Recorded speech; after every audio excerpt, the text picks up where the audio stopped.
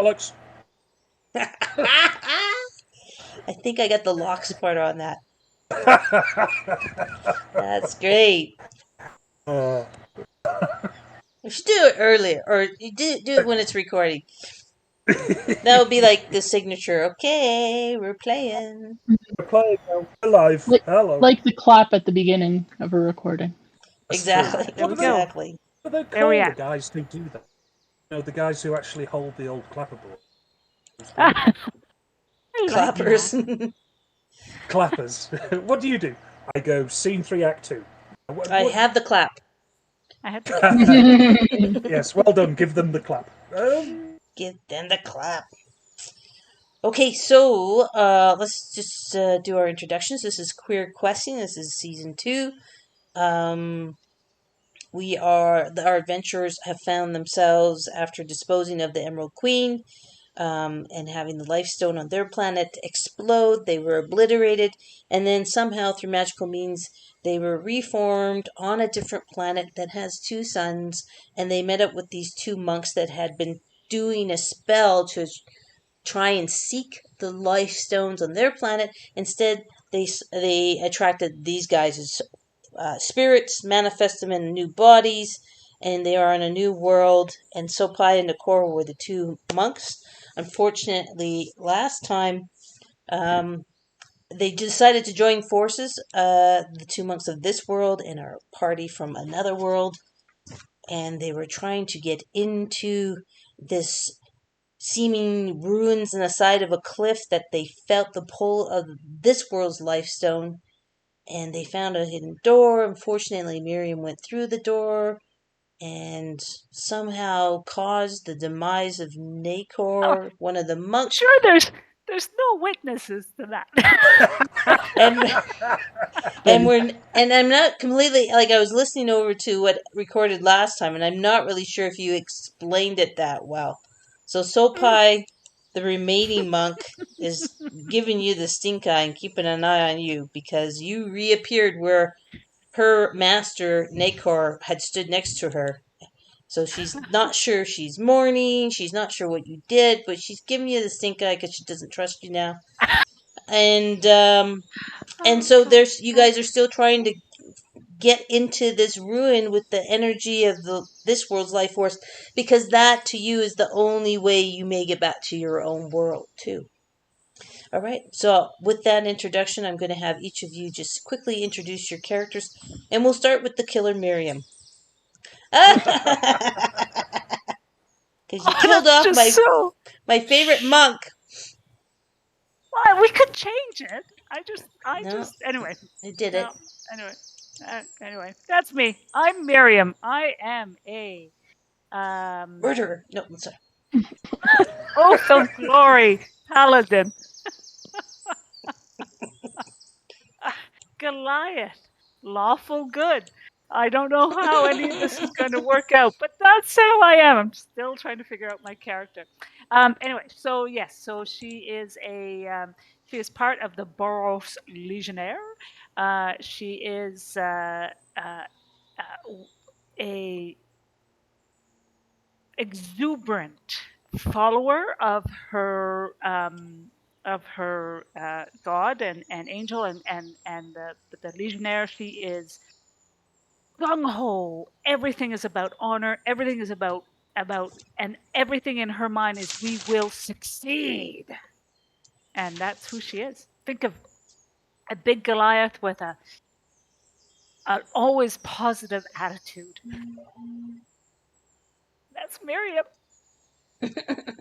Great. Thank you, Miriam. Let's go with Lazlo next. Sure.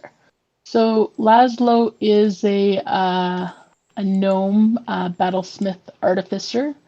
Lazlo is a little bit skeptical of things in general, and usually feels a little bit more comfortable when they are able to apply their tools and intellect to a problem, which is not always an opportunity that provides itself, but nevertheless, they do their best to try to analyze and problem solve through what they've developed in terms of tools and tricks.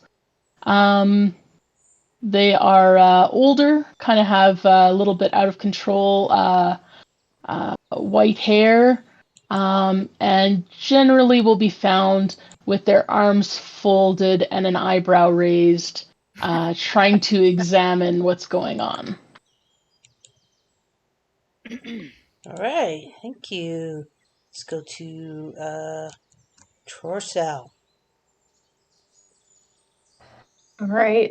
So Torshal is a wizard, into science and magic, research and all that kind of stuff. He's quite nerdy, but also pretty powerful. Yeah, he's since he's from the Simic Combine, he's made alterations to himself to be more fish-like or more shark-like. So, yeah. Okay, and Nari. Ari is a Kalashtar from the clan Vashara, and he's a bit of a hippie, all down to his soul. He's a cleric and a druid, and he believes in the natural order of things, and light and dark and twilight being ever present. So he's there to help. He's also to make sure that there can be no light without the shadow, and vice versa. So. All right. Cool. And then Raven's character, unfortunately, Raven can't join us tonight, is Tigani. And Tigani, I believe, was a servant, which these folks don't know in character, was a servant of the Emerald Queen, but in their battle with the Emerald Queen had been sacrificed to heighten Emerald Queen's powers, became a zombie, and betrayed the Emerald Queen, and to a certain extent caused the explosion of the life stone, and then manifested with these folks in this new world, and has just been like, Emerald Queen, I don't know what you're talking about, and just playing along like she belongs. So she is an assassin, rogue, and also a forest gnome. So that's important to keep in mind. So that's Tigani. All right. So, where we left things off last time was that this location seems to be near the equator of this particular planet. Sun sets at 6 p.m., sun rises at 6 a.m., so it gets dark very fast. The locale is in a tropical jungle. Let me just show you guys to give you a little bit more of an ambiance. So they are facing a cliff face that is covered with vines and moss, and it's tropical, and it's humid, it's a jungle, and it's on a different world. And so one of the things I think as far as downtime, I think we had Nari, had cast Goodberries, and Torshell had spent some time studying the local flora and fauna to get a better sense of what's okay, what's safe, what's not. And Lazlo, I think you were going to try and construct your dog again? Yes, indeed. So I have my smith tools, and I can construct my my doggo. And I had also a homunculus servant, but I needed like a gem of 100 gold pieces, and I obviously don't think we have any market stalls I can get that from. So I don't know if there would have been any. I probably would have asked Sopai if they knew of anything or relics nearby or anything where I could have harvested that. Okay. Well, that's new to me. That you want to build that. Okay. I had it before, but then, and I would have been able to just mend it to revive it, but because nothing got transported, then I don't have it, and I thought didn't that was the think dog. Well, I think you said both when I asked, but hey, if it's hanging around, I'm totally happy with that. Do you have the stats for that? Yes, I think we had it in there. Because I remember during the battle I was like flying around and I think I had it flying around as well, trying to. Let me see. Boo, boo, boo, boo, boo.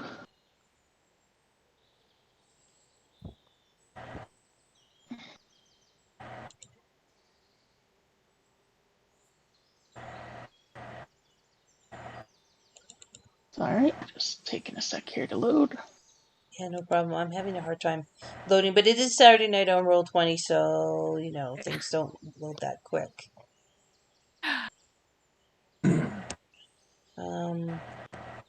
Anyway, Just so click. I think Nari cast the Leomud's whatever tiny hut, and you cast alarm. So I think that's kind of where we kind of ended up. That you guys were gonna settle down, do some downtime stuff, and then have a long rest. Mm-hmm. Unless there's anything else. Yeah, depending on if I was searching for a crystal or whatever, if I didn't have to do that, I think the other thing I had just put in was to use spider climb just to kind of look around the entrance of this cave and see, is there another way in? Is there anything weird? Not that I would pursue going in myself, but we know from horror movies that doesn't end well. But just to see if there was anything to report back to the group that might help us. I think before I sleep, I'd like to cast Detect Magic near the doorway to see what kind of magic is there, if any. Okay, so you were also doing, weren't you, Nari, a dispel magic? Oh yeah, Or weren't you? yeah. Hang on. I think that's right. I remember that now. Because Isn't it? Yes. There you go. Dispel magic. Because we wanted to try and take down that door and dispel the sort of this area. right.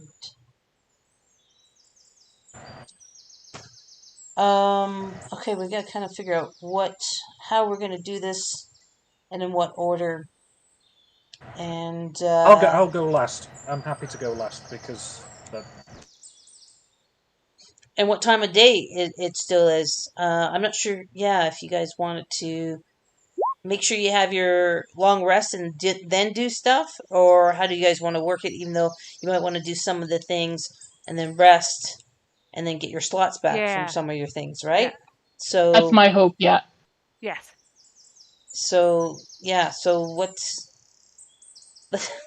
let's figure out who's gonna do something first. Okay. Anybody? If it's so we did stop about 4:30 in the afternoon. We're gonna say it's a 24-hour clock, so we don't get confused. You have 2 hours of sunlight left. Some people did get hurt from encountering the gas trap and whatnot before. I think you guys were healing each other. Yeah. And you had the plan to do the tiny hut and to do the alarm, but you could, if you want to, we could still go back to 4:30, give you an hour and a half of daylight to do some of the other things you wanted to do before it gets dark and before we contemplate, getting the campfire going. I need you just to speak up and tell me if someone wants to do something in that hour and a half before sundown. Okay.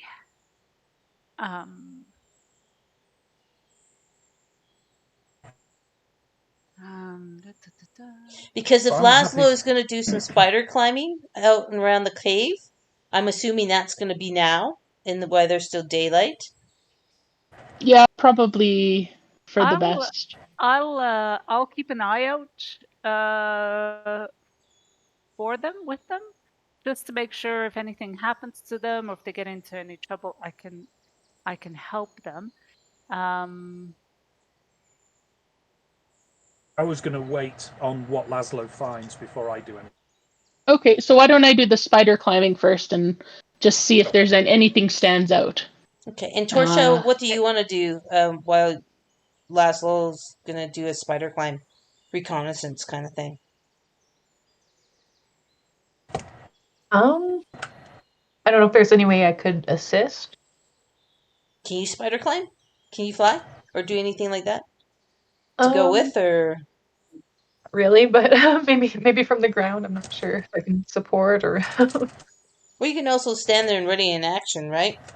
Yeah. Whether it's Okay. cast featherfall or anything like that, right? In case you see Lazlo slipping a bit, spider climb is pretty good, right? But I mean, you think about what you want to do. I'm just brainstorming. Up to you.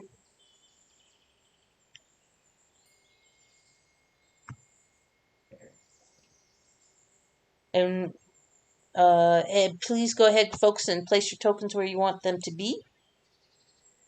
While Lazlo does So their where's climb. Lazlo? I'm going to.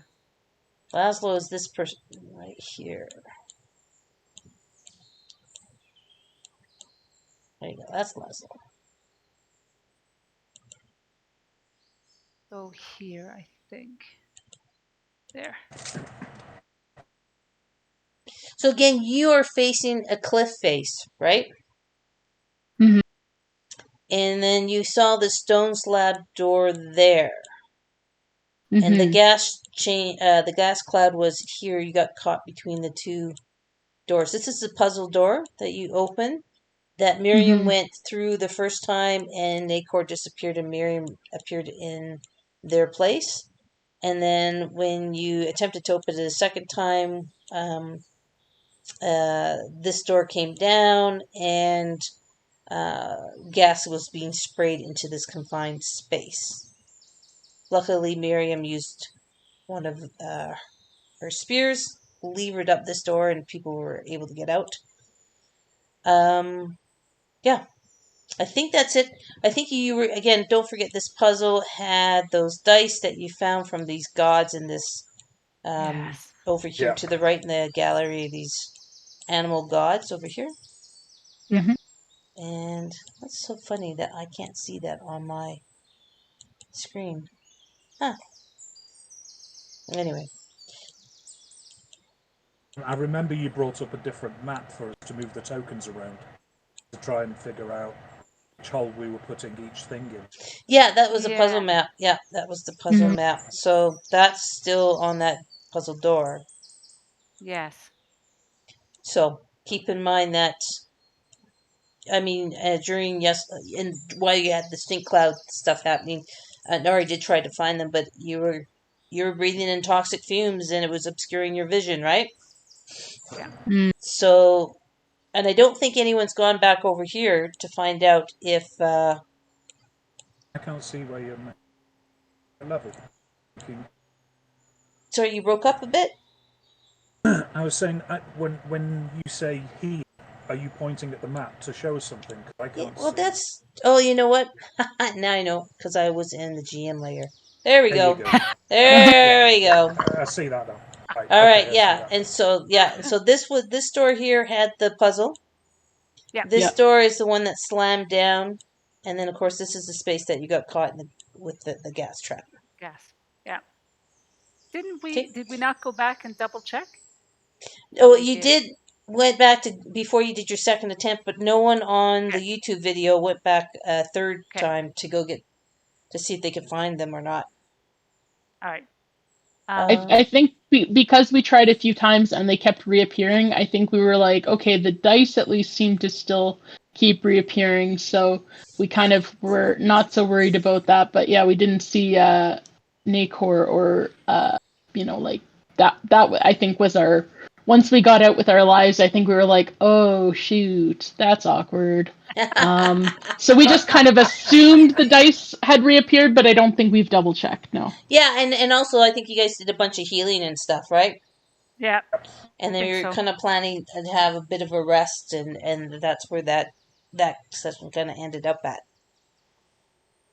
Yeah, I whatever healing I can offer, I can do as everybody's settled down and sleeping. So we'll see what happens with the spider climb, because certainly this entrance does not seem super friendly.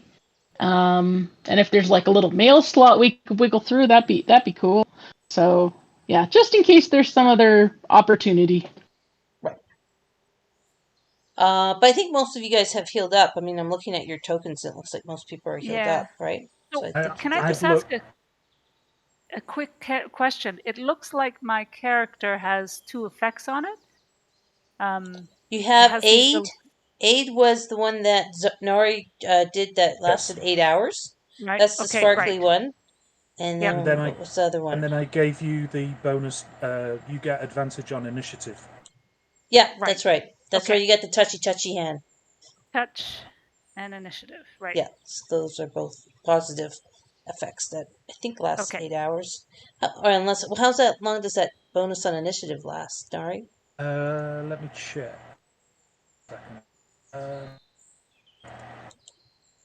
It just says as an action, you give one creature you touch, including possibly yourself, advantage on the next initiative roll the creature makes.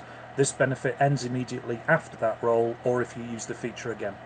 It doesn't say anything about it lasting any length of time. It just says the next time. Okay, cool. Just keep that in mind, okay, Miriam? Yep. All right. Okay, Lazlo, unless there's anything else anybody wants to do, let's have you do your spider climb. You're going to climb up the cliff face, I'm assuming, and see what's at the top.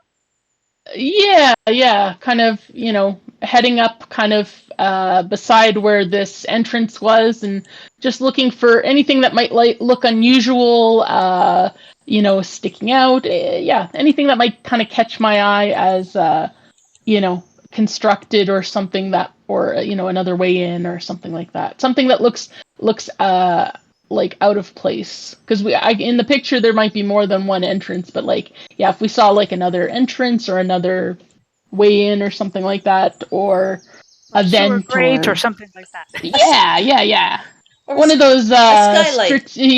exactly, somebody needed some natural light and they got one of those tubes, and Just before you set off, I'm going to touch you on the shoulder and say, may the twilight be with you and give you guidance, just in case. All right, guidance. I appreciate that. Thank you, friend. And we have a new friendly toucher in the group. That makes it sound so bad. I know. But it's funny It's a because touch smell. it used to be Lazlo used to be River and used to do it all.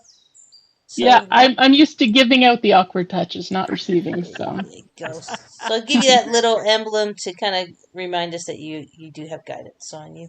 okay, nice. All right. Just tell us what you're gonna do. Role play it out. And if anyone wants to do anything else, just kind of pipe in there. If anyone wants to, whatever. Otherwise, I'm assuming that you're all kind of watching. Yep, I'm just okay. So Now, yeah. Go ahead. Sorry, if there's any kind of the other thing though is if there's any kind of vines in your way or anything like that, like I might be able to burn some of that off because I do have Firebolt and Sacred Flame. So I'm just letting you know, just in case. I appreciate that. Yeah.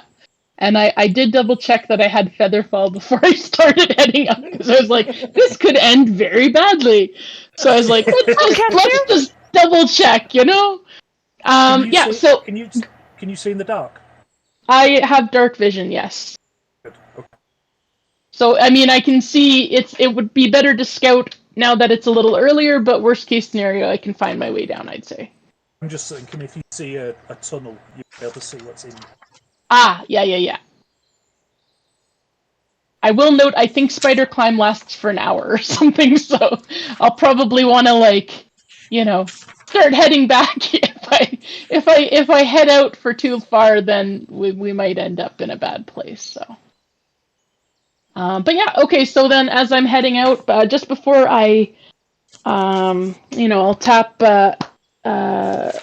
our astrologer's hand and say, really appreciate the assistance there, and I will take my tiny form, look up the sheer wall, and as I'm doing this, just tighten all the little straps on my apron and my tools and my bag, because I want to make sure I have all my options available to me. But so I'm less worried about me falling than being separated from my tools. and I just start walking up the sheer cliff, and it looks very strange, like an old 60s Batman cartoon. And I'm just making my way up and pushing aside any kind of vegetation that's in my way, and just trying to keep an observant eye out in case there's anything that would be worth reporting back to my companions. So I just keep scaling up, and I'm happy to keep going. Is there anything that I'm checking? Should I do a check to see if I'm spotting For sure. anything? For sure. Do a perception Okay. check, please. Perception. Okay. Go. Oh God! Yes. Damn. Fuck. Oh, that's handy. Okay. Wow. Nice way to start. Yes. Yes. It's Okay. those Monster Energy drinks. I had one before I started climbing up. They really seem to do the drink, do the business. Hey, what's the speed on your spider climb again? I believe it's. Let me see. I Same can as add it walking, into the. isn't it? I think so. I think it's just like normal walking. Which again is all very weird looking, I'm sure, but.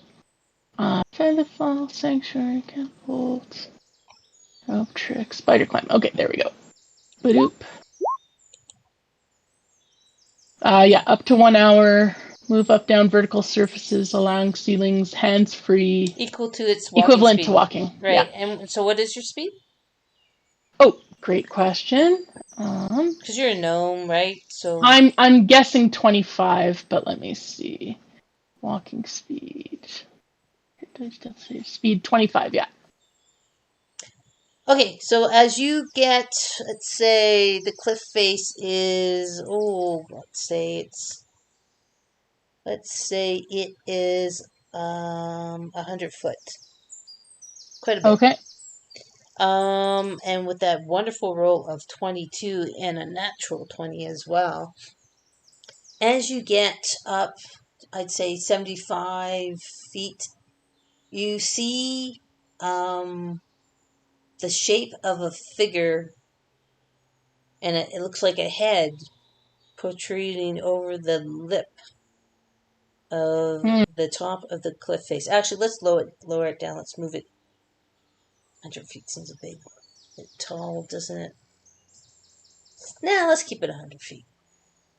100 feet. So 75 foot up with that 22, you can see the shape of like a head that's poking out. Quite a large head, actually.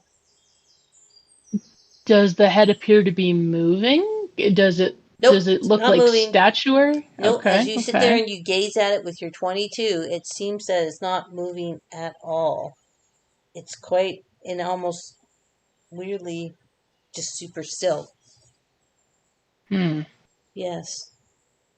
Doesn't twitch the way most living things would twitch.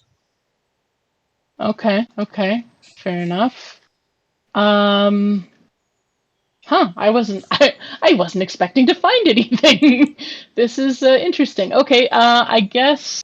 Well, hang on. So as you kind of are looking around, so you spot that, and you're looking further along the kind of the horizon of the top of the cliff, you spot another one. So I'm just going to point like up here at the top of this cliff, and then as you're looking around, you spot something else on the top of the cliff on that side. Okay, like kind of flanking either side of the doorway. A similar shaped head. Okay. With a I guess 22, yeah. There you go. Nice roll. Okay, well, it's concentration, so I can't send a message or anything because that would end badly. But I will. I was like, I can just let my. But they are watching you. You can. I mean, it's not completely dark yet. I mean, you probably went from 4:30 to like 4:45. It would take you maybe 15 minutes to climb up there. Okay, well, I'll looking call at you down. Can I I'll do call. something? Yeah. Okay. I want to do this. Within 100 feet of me. It's a racial. That's awesome. Yes, use it. You and I can communicate telepathically. You don't need Oh, to shout. okay. I'm used to being in libraries. Things should be quiet. Let's not yell. Okay, yeah, that sounds good. That sounds good. Nice. So Okay, I can relay. I can relay what you're telling me to the rest of the. That's a smart thing. Okay, so I'll have been describing as I go along. I'm sure John's character has been getting annoyed by my inane description. But until I now finally have something interesting to share, so I will describe the two heads and kind of that I'm not sure what they are, but they seem friggin' huge. Like, I know that, you know, coming from me, that's kind of means everything, but like real big, like real big. Like big people big, huge. And it seems to be one on either side of this doorway. That doesn't, I don't feel great about that. That feels a little guardian to me. I guess we should have gotten the hint with the poison gas and such, but it does seem a little concerning. I can try to get a little closer, but I will probably try to do so discreetly in case one of those heads turns, because, like, I don't have the constitution for a jump scare like that. So, yeah, I'm not sure if they're statues or I don't know, but it's not welcoming, I will say. All right, so you're gonna do a stealthy spider climb to try and get closer. Yeah, Without why being not? noticed? I've got. If it took me about 15 minutes to get up there, I got another 15 minutes before I have to start thinking about how I'm getting down. So Okay. I'll just see if I can get a little closer. Give us a stealth check, por favor. Okay. I'm like, my shortness, I don't think assists with my stealthiness, but It might. it might. You never know. Here we go. Core. Can add D4 if you want the guidance. Yeah, Yeah, that's right. make Don't sure you forget do to add add it, yeah. guidance. Oh yeah, that's true. Because that's that's true. probably gonna wear off. Well, Okay. add a D4 anyway, and we'll make sure you use that. Add a D4. Okay, Yeah. let's do that. D4. That's Nice. good. That's 17, good. great, That's good. yeah. So you're able to clamber up to the top of the thing. I'm just gonna move your token a little bit here. Ooh, off the map. Oh gosh. Ooh, wow. Oh. Okay, we weren't seeing that. We're not. I don't know if we're supposed to see You're that. not supposed to see any of that. Okay, we don't see. We don't know. We know nothing. Well, we see actually, nothing. yeah, that's all you do is see the. Well, that's just a picture of the figurines I put on the side there, from the obelisk that you guys already picked up, and there's nothing up there. So you're at the top of the cliff, Okay. and you see this figure, and as you kind of get closer, you see. It seems to be a statue. A statue, no. a guardian The operative word statue. is And you're not sure if it's meant to be a guardian or one of the gods, because they seem to really like statues in this place, considering the animal statues you were fondling last time. Indeed. Yeah, and as you peer across to the other side, you have the other figure you saw is similarly the exact same. It's almost like two sphinxes, you know what I mean?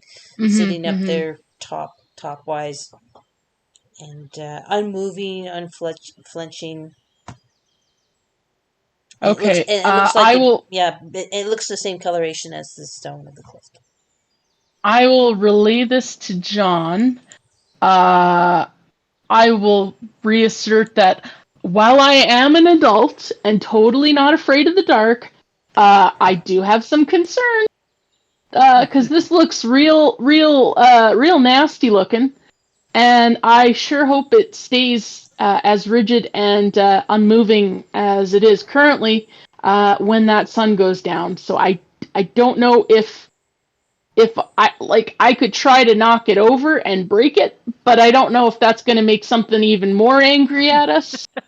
I'm not relaying. I'm So I'll not just relaying all of that. I'm just going to no, whisper to yeah. Torshal, you do have Featherfall. In case Lazlo needs to jump, you can catch him with Featherfall. Oh, I don't have Featherfall, but I have something else up my sleeve potentially that might work. So we'll see. Okay, I won't relay that back to Lazlo either.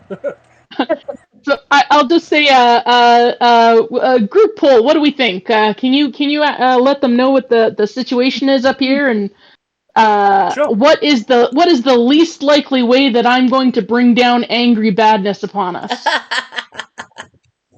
I'll relay the fact that there's a statue up there and that Lazlo wants to know what we think about whether they should push it off or try and push it off the edge. A nasty, scary statue, and there's two of them. Okay. I am going to. Can I do? What the hell is this? Divine sense. Check the distance I on it can't do too. it. It's only 6 feet. No, it's 60 feet. No, it won't work. Okay. Never mind. As long as you, I mean, for me, as long as it's not moving, don't have to necessarily push it over yet, but maybe just kind of cautiously go up and inspect it, maybe? I can do that.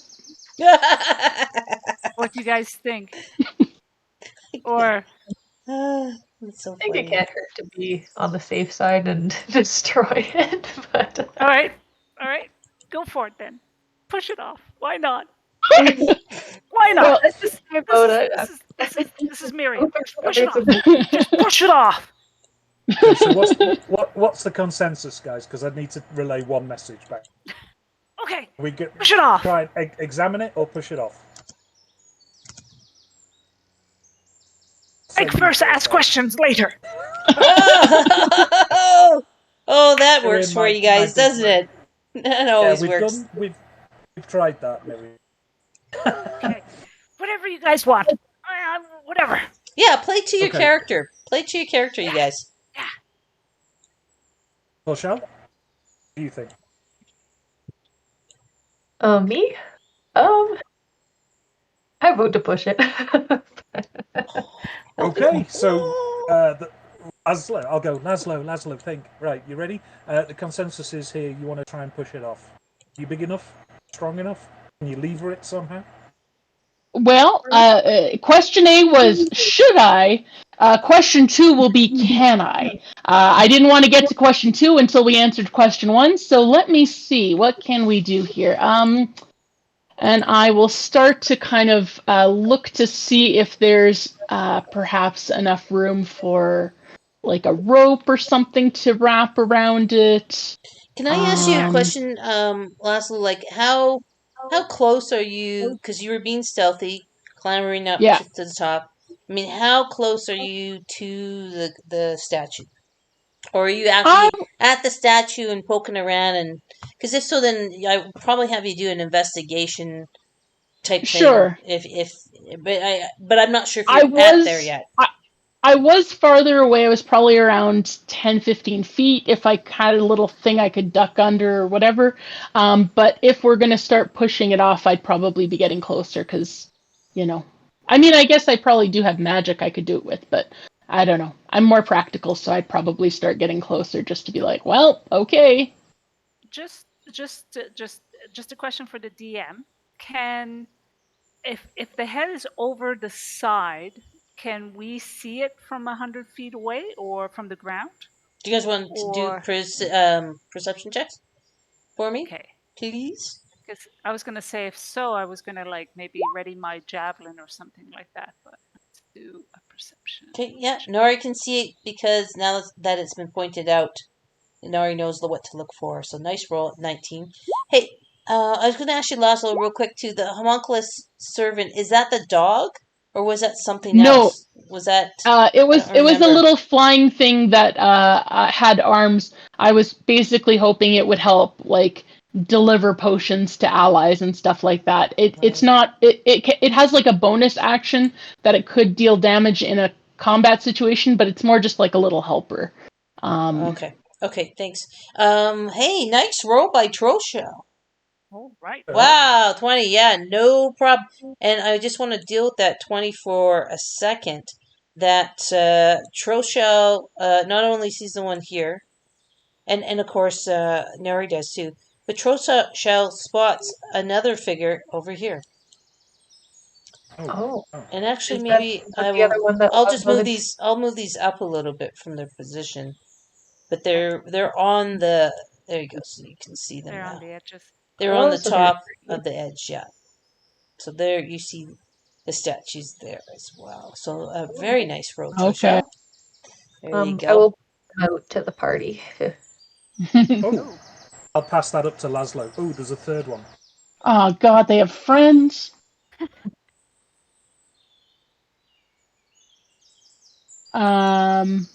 Okay, well, it's a statue, and Lazlo is trying not to be superstitious. The fact that there's more somehow feels more intimidating, even though, as far as Lazlo can tell, it's still just stone. But it doesn't feel great. There's a little bit of a sinking in her stomach there. Okay. So does that change your decision on your course of action, or what do you I'm think? going to get close enough and investigate. All right. If I could. Please roll investigation. Yes. Wow. Good. Let me scroll down. Wow. Let's get rid of the big rolls now. Right on. Wow. A dirty Before we go into 21. battle. Very nice. Yeah. So you see, as you get closer and you investigation is touch and stuff too. So as you're examining the gargoyle, you see that its eyes have two large, what looks like sapphire gems in them, as well as markings near the base, near the back. It looks like an artist stamp of like what, the way you can see in pottery, an artist stamp, and in a foreign language that I don't think your comprehend languages would still be working. I don't think. I'm happy to cast it again. If you want to, but it does look like an artist stamp, right? Okay.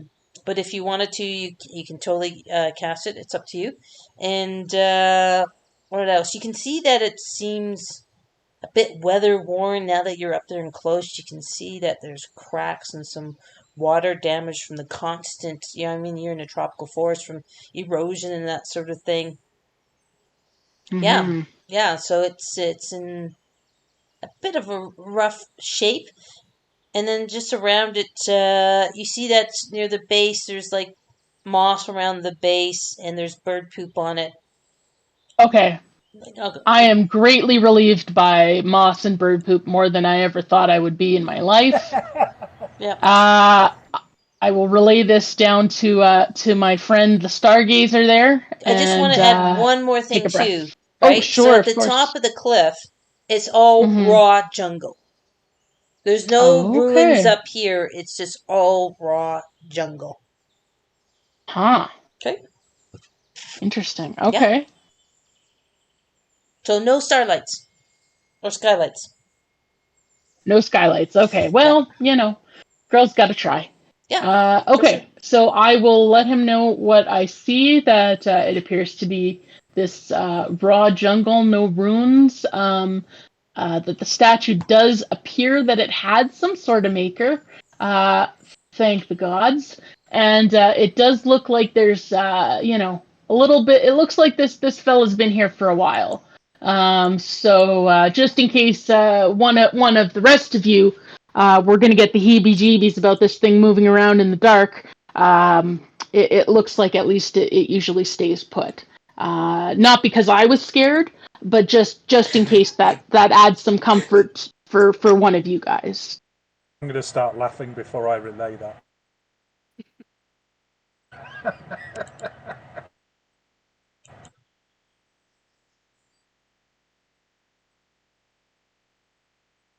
I will pass on that. Maybe we don't need to do much with it then if we don't think it's going to move. Although I have to say, I do miss my or no, it might. Would I still be looking for a gem for my homunculus servant? Yeah, I don't. Yeah, I don't think you guys have found any. And Sopai, if you had interacted with her on it, Yeah. would say, "I'm a monk," and you guys kind of killed the only person that had anything worth giving, which was the oranges. And I'm a monk. I'm sure they would have been great oranges.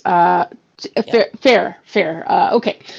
So I will relay down that it looks inoffensive. I'm not opposed to still smashing it, if that's what we want to do. But I will say its eyes are pretty sparkly. Now, I'm not by nature a thief, but I do gotta have my toys around me, and these shiny green eyeballs look like they could be helpful in some of my constructions here. So would anybody feel super weird if I tried to pry those out? I don't care. Yeah, go for it. Yeah, go for it. All right, so that's what I will do with whatever tool set would be most useful. Maybe Smith's tools. Maybe there's a little hammer and chisel, or Jewel's kit or something. yeah, something like that. Okay, so you do a tools check that you have. I'm assuming you have let's check your character sheet, right? You should have them all there. I've got thieves, tinkers, calligraphers. Oh, you can roll with that thing? You should be able to. Oh, I've never done that. That's exciting. And especially if you're proficient. Mm-hmm. Yeah. Pull up your character sheet. Okay, exciting. Yeah, tool proficiencies I have for thieves, tinkers, land vehicles, calligrapher, alchemist, and smith. Oh my God, you're just. I like tools. Well rounded. Yeah. Good. Yeah. You are a maker. Yeah. Which ones do you want to give it a try and poking at these things, these gems from the eyeballs? Let's see. I mean, I guess maybe maybe thieves' tools if there's like a little crowbar or pry bar. I don't know if there's Okay, go ahead and give it a roll.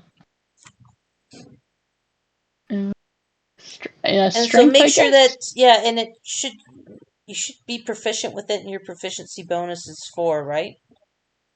Okay. So well, because it's in my proficiencies column, so I think I should be okay. Yeah. We'll check the roll and make sure you get the benefit of that. Okay. When it comes out. And then attribute, would we say strength for that?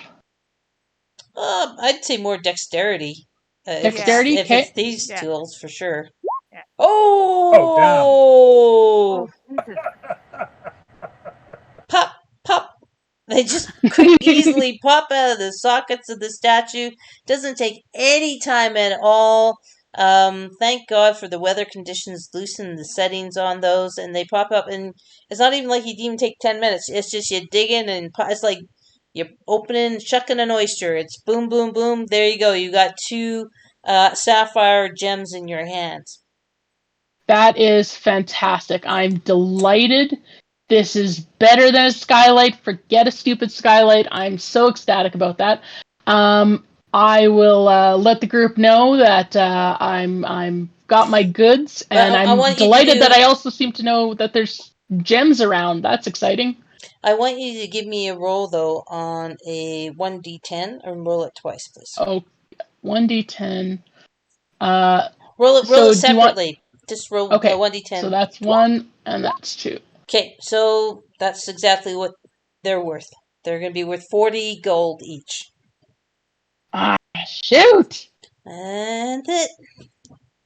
Okay, well, I will let them know that I still need 20 gold worth of a gem, so I'm going to look at the other one and see if I can scamper over to pick his eyeballs before I get the other one. Okay, and we're going to move the Before clock. I have to head down. We're going to move the clock till 5 o'clock Okay. on you. Okay, so you've gone 4:30 to 5 o'clock to do all this. Because That's all you're right. rolling so well, you're going fast. Bing, bing, bing, bing, bing. Yeah, exactly. It's the little tiny feet. Yeah, exactly. So you're going to scamper All right. over to the next one? Yes, indeed. Okay, I'm just going to move you right over there. Perfect. Okay, so you're there with the... Oh, my God. Oh, just ignore all the shit that I put there, guys, because it's not anything. It's just me putting stuff. I gotta hide everything. I gotta hide all my shit. I gotta hide the dead rat. Oh, my God. Okay. Goodbye, dead rat. Okay, there you are. Up there. Do you see yourself? Right over here. Perfect. All right. And same situation, except this time the eyes are a emerald. Are emeralds. Ooh. Like really nice Okay. Colombian emeralds. Ah. Lovely. So will I do a roll again for the tools? Yeah, if you're gonna poke the eyes out. Oh yeah. We're gonna go pokey pokey. Okay. Tools, thieves' tools, and dexterity. Oh, nice. You're doing so Oh well. my God, that is Who needs Tagani? crazy. We've got our own little. Oh yeah, well, and Tagani is actually an assassin, not really so much a thief.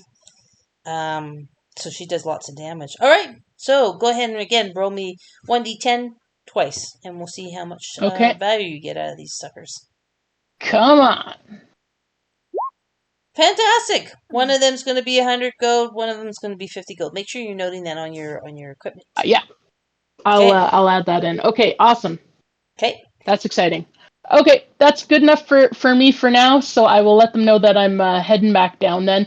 Before I do that, I'm going to see if I can just make a engraving on the little artist's mark on a piece of paper so I can have a copy of it in case we see that somewhere else. Okay. So if you do that, like the scampering over, popping out the eyes, and doing that engraving thing, and then to go back down once you're done, it's going to be about 20 minutes. It's going to land you at 5:20. Okay? All right. So yeah, you do have the engraving. I Make sure could you mark it. go more. Yeah, I could go for more pickpocketing, but I think we'll leave it at that, and then we'll still have a little bit of time for, because I don't want to hold up other people. They probably have stuff they want to do too. But yeah, so I'm just going to be striding down, really happy. But in character, don't forget things can happen, and if you have a possibility of getting another set of gems, think like Lazlo would think. You don't know what there's no markets, no places, so you got to think like your character, not being considerate as another player, right? These guys can pipe up if they want to do something. If you guys want to do something while Lazlo's getting the marking down, just pipe up. Say, "What? Lazlo's popping up the second set of eyes. I'm doing this." Feel free. Okay. All right. Well, I'll say I can see one more. So just I don't know how many opportunities there are going to be to go shopping once we get into this big scary cave of death. So I'm gonna go see if I can get the next set. But I think I'm pretty good. I've got my head connection with our star appearing friend there, and I'll let you guys know if anything changes. But so far so good. Okay, and I'll what I'll do then, because it just seems everything's going along tickety boom. I'll go over here to where we found those little cube things and pick them up again. Well, do an investigation and see if you can find it. I gotcha. And if they're even there. Because you Okay. guys did use them twice, so who knows? True enough. I'm keeping an Investigation. eye on Lazlo. I am not. Anybody keeping an eye on Miriam? Oh, 16. Oh, that's good. Yeah, you find them all. I'm just looking actually here and just realizing that I haven't given you guys your inspiration, so let me deal out inspiration for today's session. Inspiration. There we go. Okay. Cool. So I'll collect the... Yep, you get to rub the monkey's nuts and the rabbit's ears. All kinds of fun things. Yeah. I mean, And whatever you're into, no judgment. And again, so you collected all 9 of the dice, including the snail yes, dice that 9. was in the secret compartment on over here. Okay. Right. Okay. So Miriam now has all 9 animal dice. Okay. And Torsha, were you doing anything in the meantime? In between time? It was just kind of making sure that Lazlo is well, preparing in case anything goes wrong. I have something to protect her from falling if that happens. That's nice. That's sharing is caring. Okay, cool. Lazlo is gonna make it easily over to the last gargoyle thing, statue-like thing, and this time you see eyes that have these kind of. Well, we'll just make them rubies. Why not? Sure. By the And way, I think yeah. Sorry, go ahead. I can't remember what the first one was, but First ones were second one was emerald. sapphires. Yeah, Sapphire, that's it. that's Okay. it. The ones that weren't really as valuable as one would hope. Gotcha. Yeah. Okay. Okay, go ahead and give me And again then- a Tinker's Tool check. See if you pop Okay. these out easy or not. This was the thieves again, because it's been doing okay. Not as strong, but you know. Yeah, no, that's still enough. It's going to take you a little bit more time to kind of dig in Okay. there and get those out. So you're looking at like 5:30-ish. Okay. How's your Okay. spider walk going? I may need to cast it again before I head down, but I've got the capacity to do that. Okay.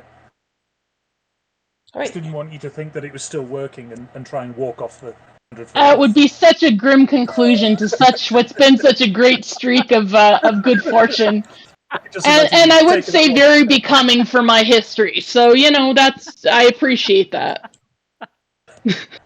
That's just the thing. If I let myself get just a little too cocky, sometimes, you know. Just a little too cocky. You will get punished. Yeah, exactly. The DM will So- punish you.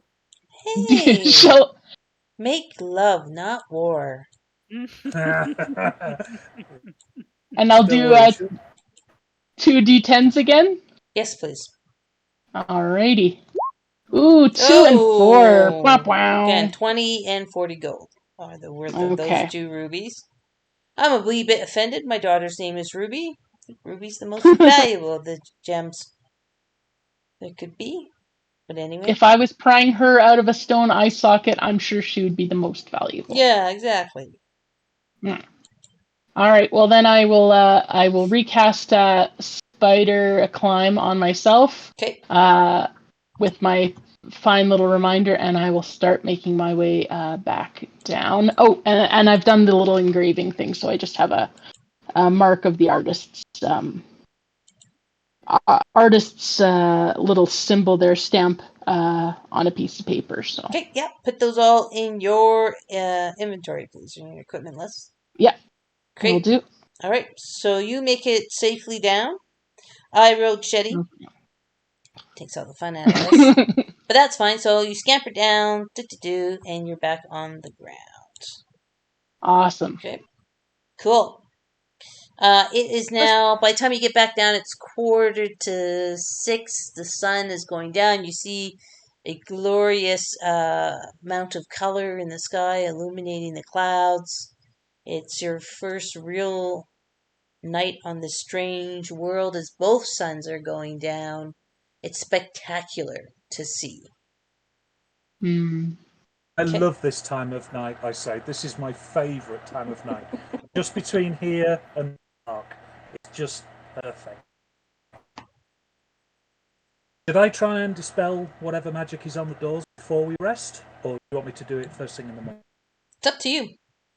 Up to you. I do appreciate that you didn't try to dispel it while I was using Spider Walk halfway up the cliff.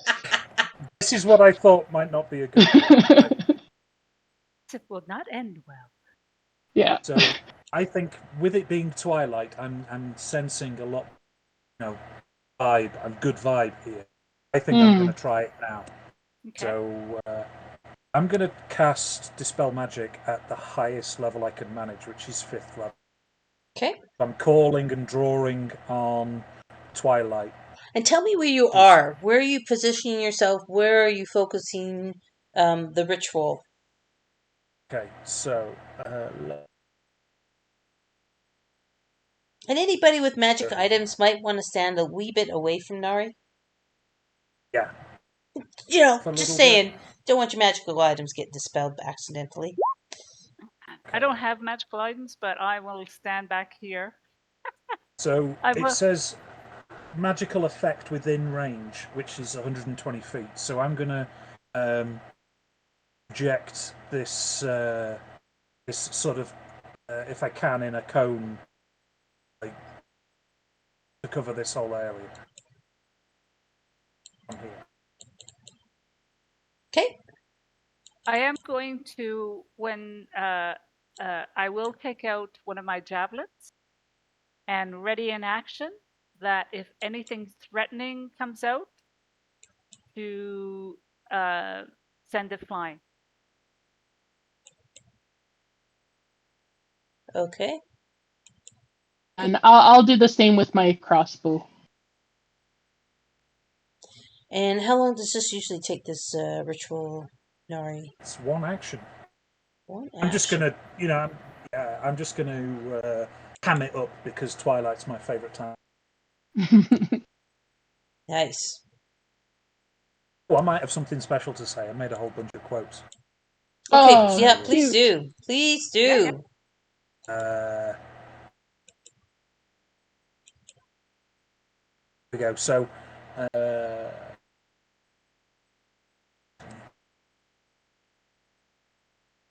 every life has a death, and every light a shadow. Be content to stand in the light and let the shadow fall where it will.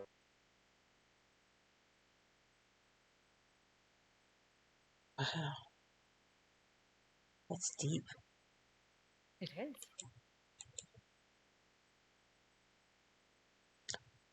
Lazlo doesn't want to like him, but she's liking him. Why did you want to like him? That's what doesn't like anyone. Yeah, Lazlo doesn't really want to be all friendly and but yeah, she appreciates how everyone was so concerned and trying to help out, and she's trying to help out, but she's like, dang, I should be like, man, that's so cheesy, but she still appreciates that, he's so excited about this time of night, and she's like, dang it, I think I'm starting to like these people. Well, don't forget you spent 5 months crossing an ocean and a continent. You had 70 people in your original group, and it's down to these last 5. So you guys actually have been together as a fighting unit for a while. Don't forget that. Yeah, but getting close to those other 70 kind of would suck. So, Yeah. what does getting close to people get you, Oh, It's like God, that's so it's true. like with the finalists on Survivor. That's hilarious. That's probably true. It's D&D after all. Okay, cool. So you're doing your dispel magic. So as soon as you finish your ritual, that door that had trapped you first slides down into the ground. Oh my God. Does the gas come out? Nope, the gas is dissipated. Also because of your stuff. But what does remain is this far door that has the puzzle in it. Yeah, that door right there. So, shall we try again in the morning after we've rested? Because I need to pray now. I think that's a good idea. Okay. How long does your dispel magic effect kind of work? Is it a permanent dispelling of magic? Yeah, I linked it in the description. I think. Yeah, choose one creature target magic effect within range for your. It ends. Yeah, so it just finishes. It's not like I'm banishing it for a set amount of time. Yeah. I'm just ending that amount of magic. That's cool. All right, cool. Nice. whether we've buggered it up because we might need magic to make the door. I'm sorry, you're breaking up a little bit for me, John. Oh, I don't know. I don't know why. I said maybe I've buggered it up because if I've ended, maybe we need magic to make the door up. I've just cancelled it. Right. Well, you Anyway, never know until you try. And who I'm gonna knows, go and maybe the think. magic recharges. I'm gonna go and think on that and pray whilst it's twilight. All right. Okay, so it's now, I'd say 6 p.m. The sun's gone down. I'm not sure if Nari, you would have, I'm assuming by now with the sun going down, you would have cast the tiny hut, or no? Tell me if I not. would have cast. Yeah, I would have cast Goodberry and the tiny hut and distributed 2 Goodberries to everybody. Okay, so One to soap pie, and then I'll keep the last one. can you put the Because it's good berry in the sustenance. chat just so everybody knows what it does for them? Sure. Por favor, thanks. Okay, so let's. Who else is doing stuff? Who else is doing weird I downtime will stuff? set up alarm for the perimeter, and I will work on my my tinkering while everybody else is, around the campfire here. Okay, so what were we talking about for the dimensions of alarm? 30 feet. In a sphere, in a square. Right. Go ahead and use the draw tool to draw it out on the map, please. So the draw tool is on your left-hand side, and it's just you should have a little brush there that you Okay, click no on. larger than a 20-foot cube. Okay, so go ahead and just put it where you want. Again, the grid is 5-foot squares in your grid. Unless Okay. you, if you want, I can put it out. If you haven't used draw tool before, I can put it out. I'll give it a try. Yeah, it's good to play around with it and figure it out and learn new things. Okay, so if it's, I'm guessing, would 20 foot be like 20 square feet? Or would it be like, well, if it's a 20 cube, foot on one side? If it's a cube, then it's going to be square shaped. A 20-foot cube is going to be square shaped, but it's going to be 3-dimensional, right?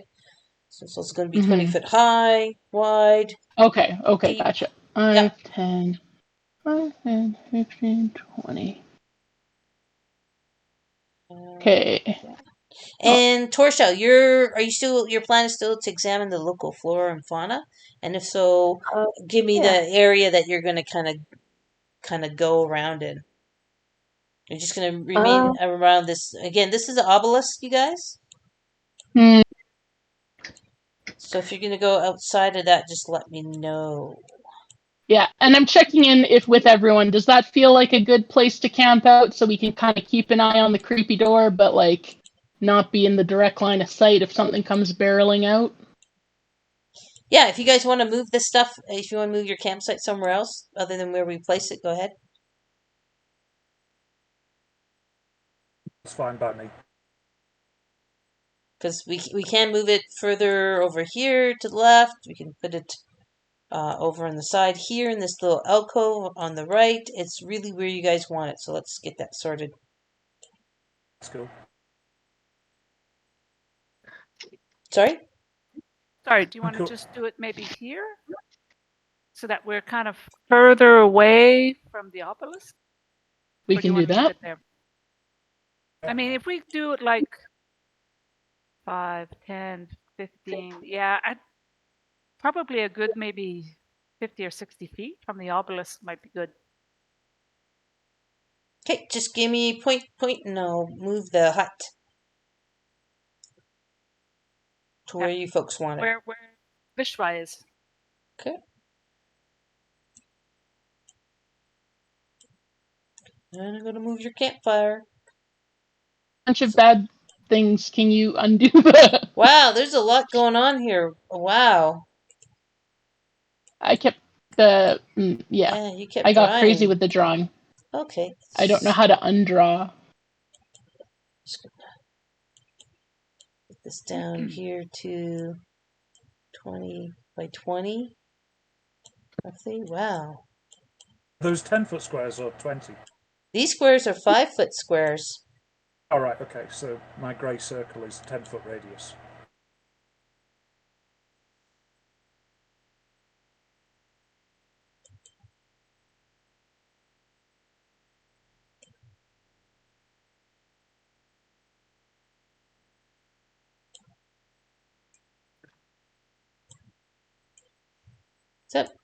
But wow, how many circles are there? Whose great circle is this, and should I be getting rid of it, or what should I be doing with it? Oh, I thought you wanted me to. There you go. If you're using the blue thing as the that's cool. Is the blue thing a good enough size for you? Oh yeah, it's good enough for everybody to fit inside it. You can have 9 people medium size. You've got 2 homes, so plenty of space on the inside. You guys can all move in and out as necessary. If I leave this, it falls. So I've got to stay inside. Sorry, I'm just trying to size up the square. So the square is 20 by 20. I'm gonna make your square over for you, okay? Please do, because it's just getting worse. Yeah, it's Look, I'm a good maker. I'm not a good artist. Okay. We don't judge. We don't judge. It's fine. No, it's a safe space. Safe space. Safe space, absolutely.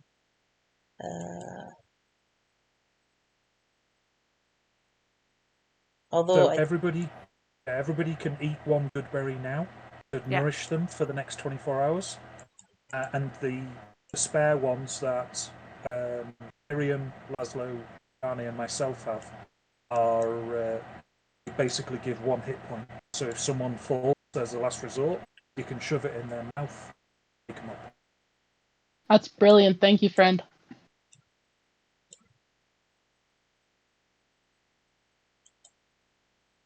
all right, let's just take a 5-minute or a quick little grab a drink, break stuff, and Okay.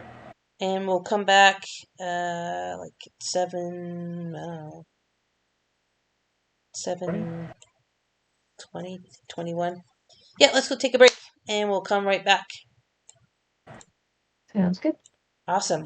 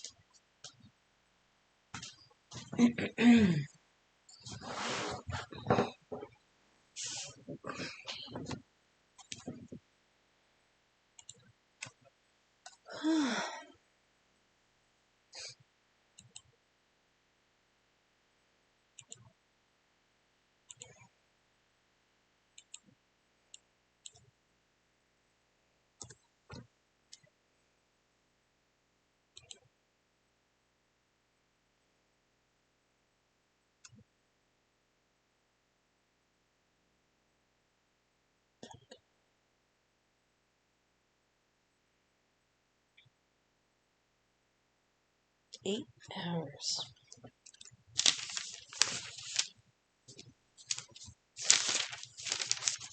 Okay.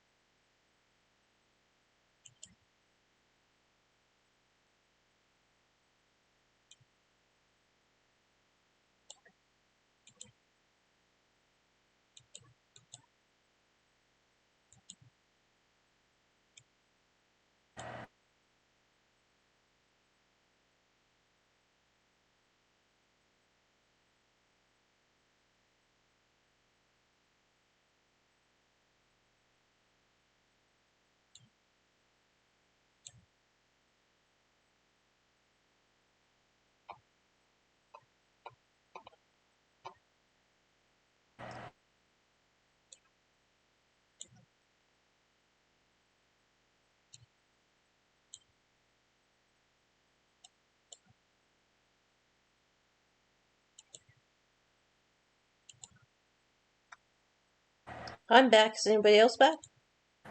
I'm back. Yeah, I'm back. Me too. Okay, cool. You guys are so quiet. Me too. Trying to sneak up on you.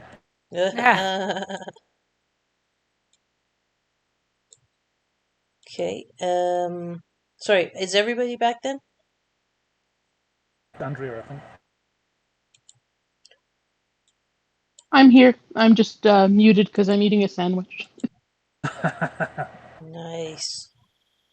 Okay, so as the two suns go down, darkness envelops the night, and the sounds of the jungle change. The bird chirpings kind of change, and instead you hear more insecty noise or night creature sounds coming out in the jungle. And that's what I know it doesn't matter to most people, but that's what I needed the break so I could download jungle atmosphere noise. That's awesome. Fabulous. That sounds good.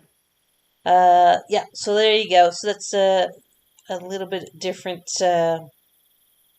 sense, the air starting to cool off from the day. You guys are chewing on your good berries. So Pie has just been in stun shock, and as as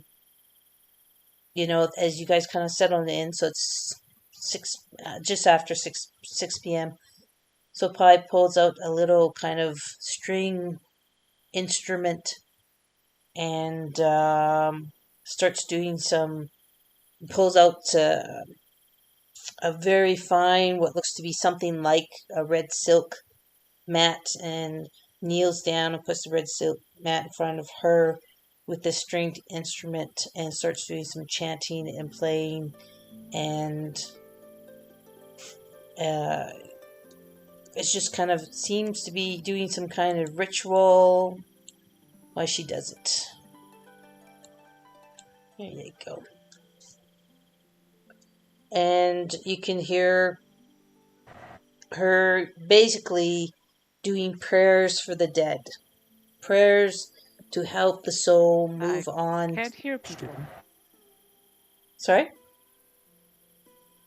Said and then disappeared. I lost you for a second. Oh, sorry. So she's basically kneeling down, doing a rite, a ritual passing prayers for the dead to help the soul of Nakor pass on to a higher incarnation. Can you guys hear me?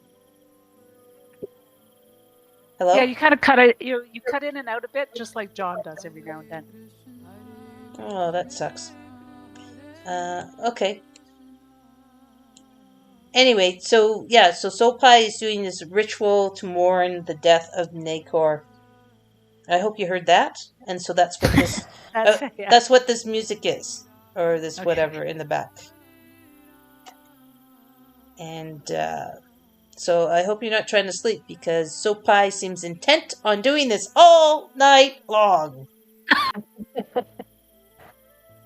And she's giving you, Miriam, the stink eye occasionally. Christ. All right, so sorry, go ahead. So, Miriam's going to sleep, but at dawn, because she is called Dawn Caller, she's going to get up, and she's going to go out. Well, we're not done the night yet, so it's not Sorry. done by any means at all. It's a little bit after 6. And I've just put Takani within the tiny hut for protection, and she's eating the good berries or whatever. And thanks, Nari, for those. So anybody else wants to be out of... Again, remember, Nari said that you folks can leave the hut, but he cannot because he has to keep the spell going, right? And so, let's say it's about 6:30 now. I think before we start sleeping, I would like to just explain something to people. One of my abilities, which may come useful if we end up in a fight. So I'm going to link this so you can read it yourself.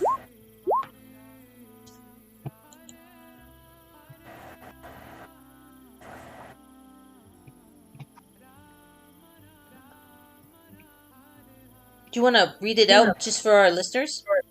Oh, sure. Okay, so as an action, I present my holy symbol, and a sphere of twilight emanates from me, which is centered on me.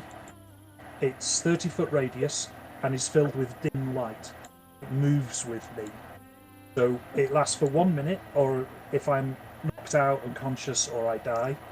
And basically, whenever a creature, including myself, ends its turn of my choice, obviously not the enemies, just our group, whenever a creature ends its turn there, I can do one of two things.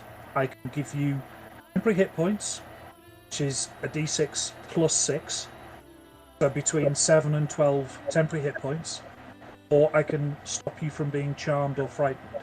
So if I cast this dome of twilight, don't be afraid of it, come into it, at the end of every turn, between 7 and 12 hit points, temporary hit points. Now, if we're fighting, you get hit, those go first, and then at the end of your next turn, they come back again whilst you're inside the dome. So it's really powerful and really good for the group. So I will probably close to Miriam. So for those of you who are spellcasters and you want to be in melee range, you want to make sure you're still within 50 feet of me behind me. Okay. This is a tactic. That's good. That's good to know. So basically that means that so you need to end your turn Within 30-foot radius of me. Okay, so if I go out, as long as I'm within 30 feet, and I get attacked, the temporary hit points goes down, and then it gets refilled again. Right. It only overwrites itself if you get more. Say you're unlucky and you roll a d6 and it only says 1, gives you 7 temporary hit points. But if you don't get attacked and the next turn it rolls a 6, 7 becomes 12, not 19. Then after that, whatever it rolls, unless you get hit, it just stays at 12. Okay. And when you get hit, if you get hit with 10 points, that 12 becomes 2. Then the very next turn you roll a d6 and it goes back up again. So it's like a... Does it stack though? Does it stack? So if you have 12, you get hit with 10, you only have 2 at the end of your turn, you end your turn in the sphere, you roll it, and say you roll a 4, then it goes up to 6, or does the 2 get replaced by the new roll? The 2 gets replaced by the new roll, so it's a d6 plus my cleric level, which is 6.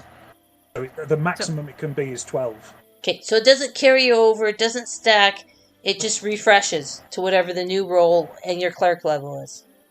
It stays, and if it's temporary hit points, as I understand it, it's temporary hit points which stay until it's improved upon. It won't ever go lower.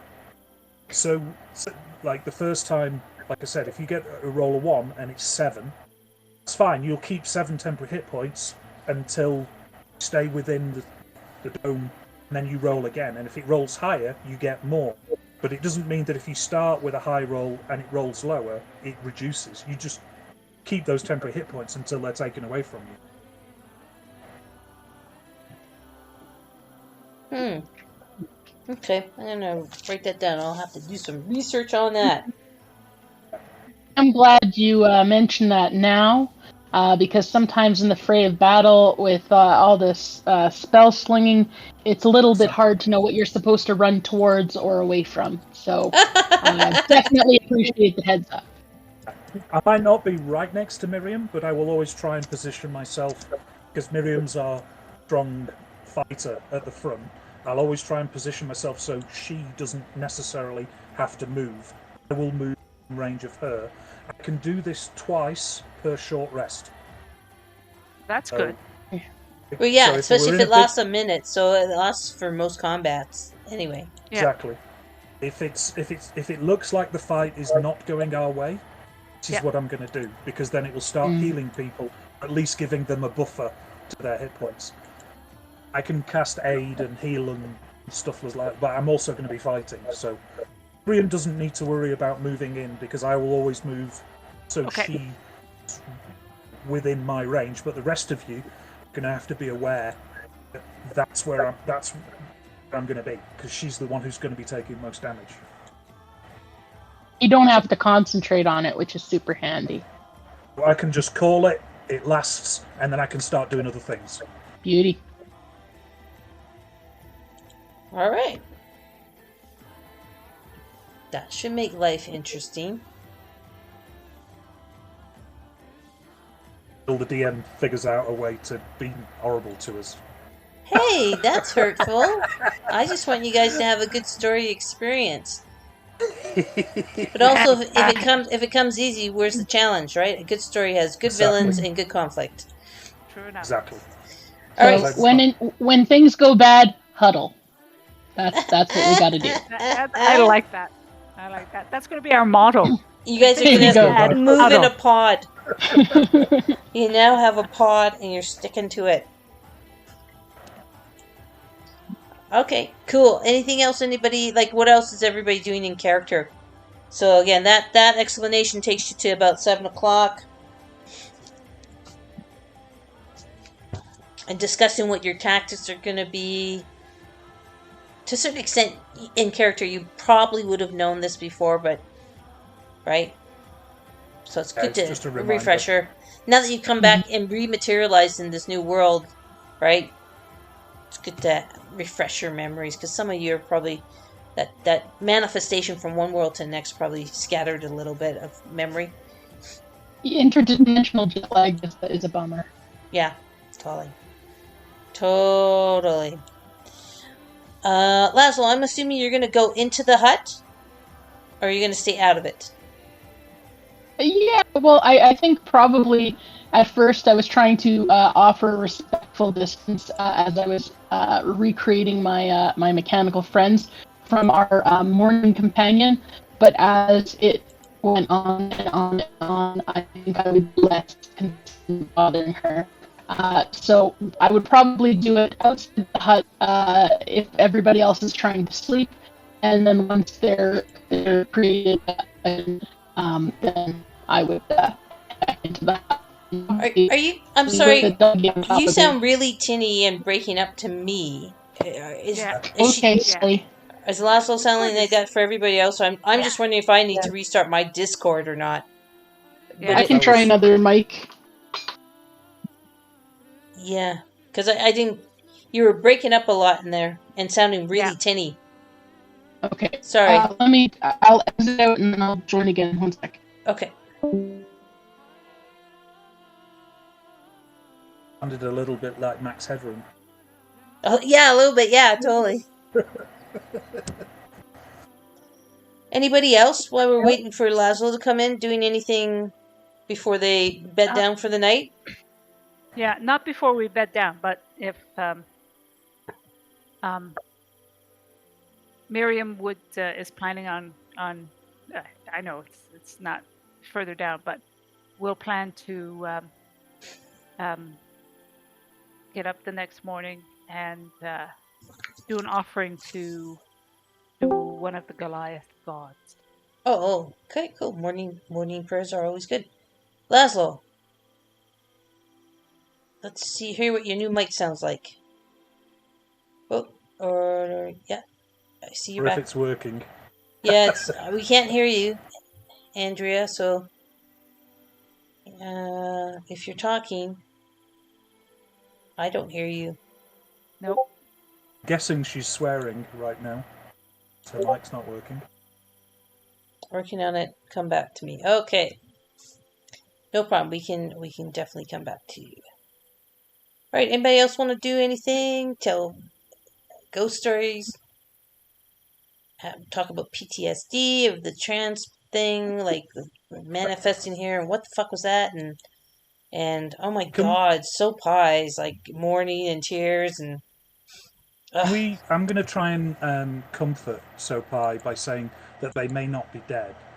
So, not Miriam. Miriam. What's her friend called? I can't remember. It's been so long. Nacor? Nacor and Sopai. Nacor was Sopai's master. Okay, so maybe Nacor isn't dead, and if she is alive, we will find her. in the meantime, anything that she could tell us of this world, because we've only been here a little while, might help us. So, go for that? Does she stop crying and stop telling us things? Or? She says, I have to complete the ritual of passage to help Nakor's soul wherever they are. I will tell you more about our world tomorrow. But tonight, Okay. if you could pray with me in your manner, I'm sure all your deities will ensure that Nakor's soul, wherever they may be, but I do not feel my bond with Nakor anymore. I feel like Nakor's body is gone. But I believe her soul lives on, and if I would not say no to any of you mourning with me, a great master, a great teacher, a great human. So as I start to pray, with Sopai, I'm going to use Thought Energy twice. One is to alter the appearance of my eyes for a minute. The other is to cause flames to flicker and change colour, just as I'm praying and the effect is happening. Sweet! Thermagy has some interesting theatrical uses, and I'm glad you're making them have a... And my cloak will billow. Absolutely. Da-da-da-da, the magical billowing cloak, looking Even heroic. if I'm kneeling, it just starts billowing behind me. You should be on the cover of Sports Illustrated. I think you should be the centerfold. All right, Lazlo's back. Yay, Lazlo. So Yeah. you're making your constructs? Yes. Is there any time spent on those that it takes? Because I'm just thinking about our cyberpunk game where I think it takes 4 hours for a mech or a robot or a drone. Yeah, Steel Defender, I didn't see anything about time. It just said after a long rest, which would have happened when we transported here. So I figured that was fine. And then for the infusion, the only requirement was the gem. But once infused, once the gem is infused, it becomes like the heart of the creation, and then it's instantly created. So but I would probably take an hour or two to just it's well-worn paths. This is not the first time I've had to do this, but just pulling together bits and pieces and trying to recreate my mechanical friends. And I would have been very annoyed by the sobbing Sopai. And then first, I think I would have been very compassionate. And then as it went on, I probably would have gotten more annoyed. And then after hearing that exchange, I probably would have been a little more compassionate again. So, Lazlo's kind of being a little bit mostly self-interested, but doesn't really know what to do to help, has no gods really to pray to, but starts to try, after the two creations are done, starts to try to fashion a little bit of like not a gravestone, but like a little marker. Something that could kind of commemorate the location that, she'll show Sopai in the morning and see if she wants anything inscribed on it. Okay, so give me one. I do want to get a time limit on how long this is going to take you. And okay. I know you're like, okay, well, I've done this a million times. But again, you don't know how long you were in the abyss or dead or in non-existence. Totally true. So that could be a bit of a challenge. If you could give me a 1d4 roll, please, and we'll just see what the dice gods say about how long it takes you. Okay, so 3 hours. If you're starting at 7 o'clock, that's going to take you to 10. Okay. I can do that. Create both constructs. I think that's actually pretty fair. Absolutely, yeah. All right, faster than I can build a robot. Yeah, so I have made you a token for your dog, and I have a token for your other thing. Where the hell is it? Yeah. Loading. Ooh, that's huge. Let's shrink that puppy down. There you go. So there we go. Your homunculus with the little arms. I hope that's okay. That's Yes, cool. yeah, That's that works. And then the doggy. Hope that's okay. Okay. Those are fine. Yeah. There you go. So you have those done up. Do they have stat blocks? They do. I think we had. Let me see. I'm just trying to remember what we did for that. Stat block wise. We have NPC Steel Defender. So that would right. have been Okay. stat Great. block. Yeah. Let me hook that up there. I think the Steel Defender gets better every time you get a level. Yes. Yeah. Okay. And what about the homunculus? It doesn't look like we had it listed, but it does have a stat block. It's like it's not particularly, it's more for my benefit. But yeah, it can fly around. It can do a few different things. But yeah, it should have a stat block we can pull in. Okay. I'm going to see here. Make sure you have control, and you can update the stat block for Steel Defender for your level. Okay. Okay, and I'll just save that, and then I will create a character sheet for your homunculus, and you have a name or anything for the homunculus you want to call it, or you just want to call it homunculus? Let's see. We'll call the homunculus Wiz. Like WH, no peeing, thank you very much. Because hopefully it'll whiz around. WH? WHIZZ. Alright, cool. And let me make you the owner of that as well. And then you can go ahead and add the stat block to that. Okay. Yay, homework.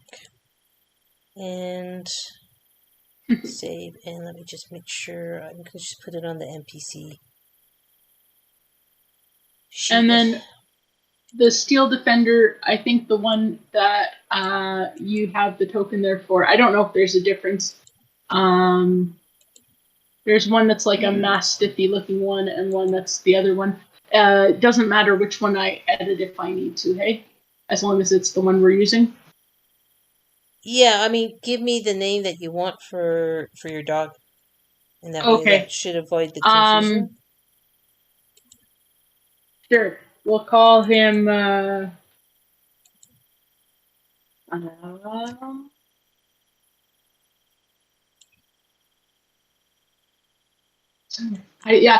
was like, I did all sorts of other homework. I forgot to name the dog. I was like, here's how I'm going to make the dog. Here's what I need for the dog. I guess we'll call him. I'm going to say Psy, like SY. Because in my head it's like PSI, because I'm thinking pressure per square inch, because I want him to bite things that are coming after me. But I'll just call him Psy. Oh my god. Do you guys remember? I know there's some people old enough to remember Bugs Bunny, but remember Bugs Bunny? Oh yeah. I will hug him and hold. I will call him George, and I will hug him and hold him. Oh yes, exactly. Well, and then they did an Elvira in Tiny Toons, and I was always like, oh my gosh, have they watched my relationship with animals? Where I'm just like, I just want to hug it. Why does it? I have so many cat scratches on me right now because I'm like, why doesn't he want to love me? Why doesn't he want to cuddle? Good girl. Yeah. I do not know why, but these character sheets are just loading up so slow. Holy moly. Is anyone else having problems loading stuff? Because it's Roll20 tonight's busy. Yeah, it's just so slow. So's D&D Beyond. Slow. Oh, yeah, I guess so, hey? Put some money into it, guys. Oh, there must be a couple of cons on, right? Oh, possibly. There, because I think Vic, you put on a couple of links to a couple of cons happening this weekend. Yeah, the free Maybe one, that's but I why. mean, like the pickup one, but it's not. It's they didn't have It's not on. very many games actually running today, Oh, okay. so. I've got something I'd like to do after I finish praying, if that's. Yeah, I Whilst think so. I think we've kind of like. I'm sorry, Lazlo. I haven't been able to switch the character sheet over That's okay. to an NPC one because it's just spooling on me. I'm just glad they exist again. That's the key. So That's we're key. good. And I'm just refreshing my Roll20 super quickly here because it's everything's so freaking slow. And that might have been a mistake. So yeah, if you're done, then we'll go ahead and see what Nari wants to do. But you now have your 2 constructs back by 10 o'clock. Yay! after I finish praying with Sopai and I lay down to rest, I'm going to see if I can see the stars. I can recognise some of the stars because that's my thing. Stargaze. Ah, cool. This might be fun for you actually to see a new star field and be the first, at least, to experience it for the first time, something new. So I'm going to be making notes and trying to compare things, and a little bit of mysticism, a little bit of astrology, a little bit of astronomy thing together. Do you have like do you like have paper and pen and all that sort of stuff so you can start mapping? I actually have. Let's see if I can link.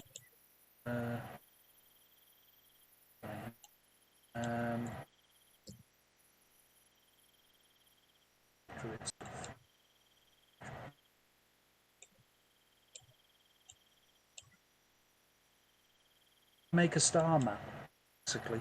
It's a druid thing. Yeah. For my full druidism. Let's see where.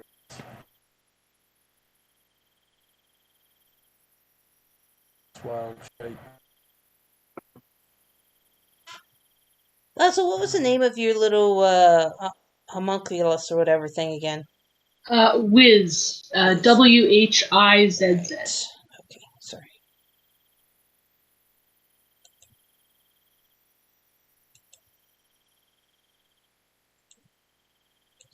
Okay.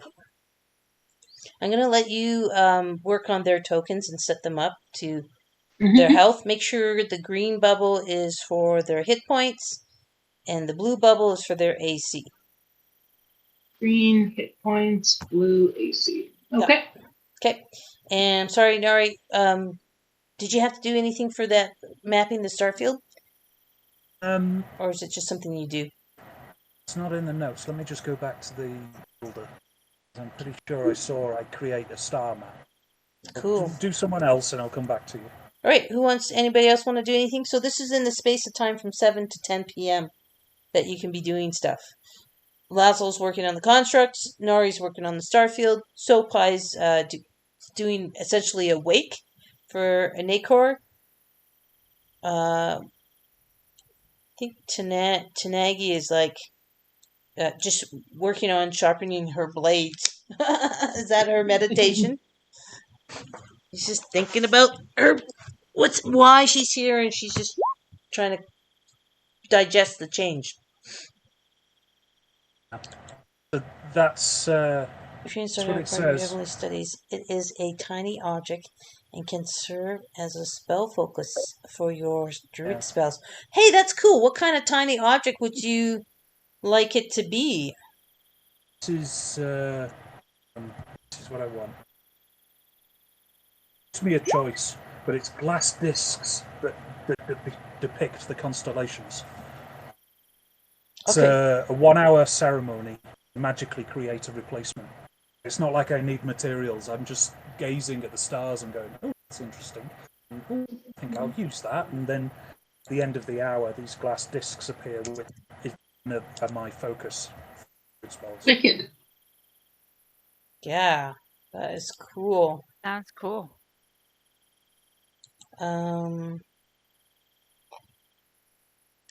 Just so you know,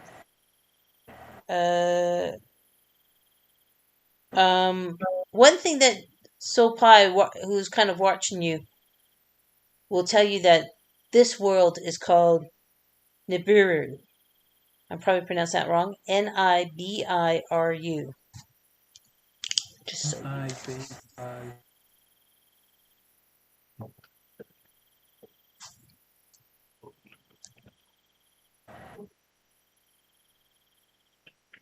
So, I mean, if you want to go ahead and add a glass disc for Nibiru Starfield, that should be something that you can go ahead and put in your equipment. Sure.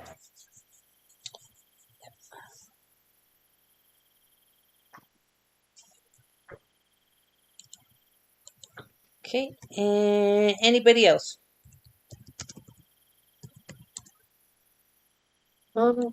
Marshall might go see if there's any nocturnal activity. I don't know if there are any plants or animals or anything. Sorry, you're gonna leave the hut and look around? Yes. Okay. And I'm just popping in the chat the name of the planet that you guys are from, Makimia. That is your home planet. Okay, so you want to go ahead and do like some kind of investigation type stuff? Yeah. All right. What's different? What's if anything changed between day and night? Sure. Go ahead and give me an investigation, por favor. Alrighty. Oh wow.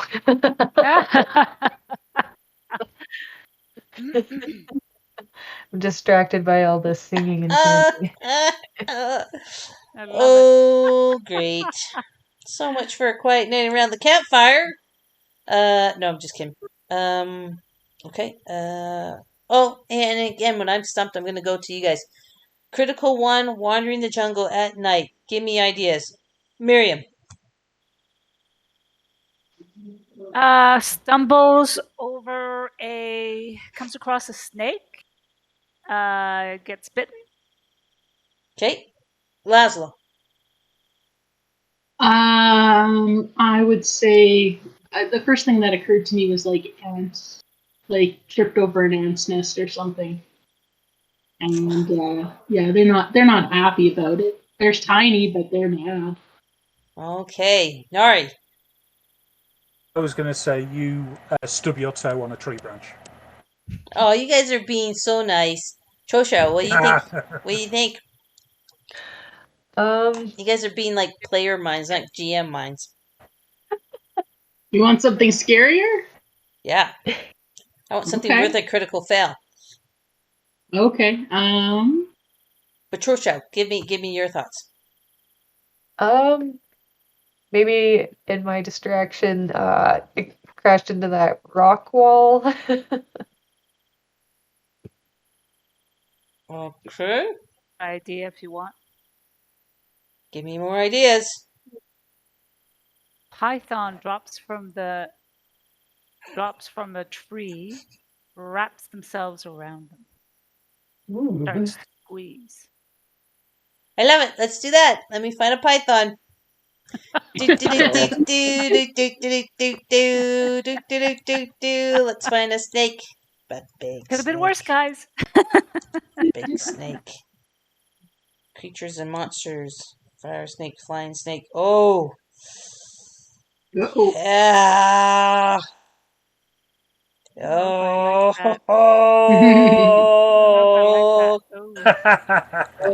Da da da da da da. See, that shows you Miriam is also a DM. We like that.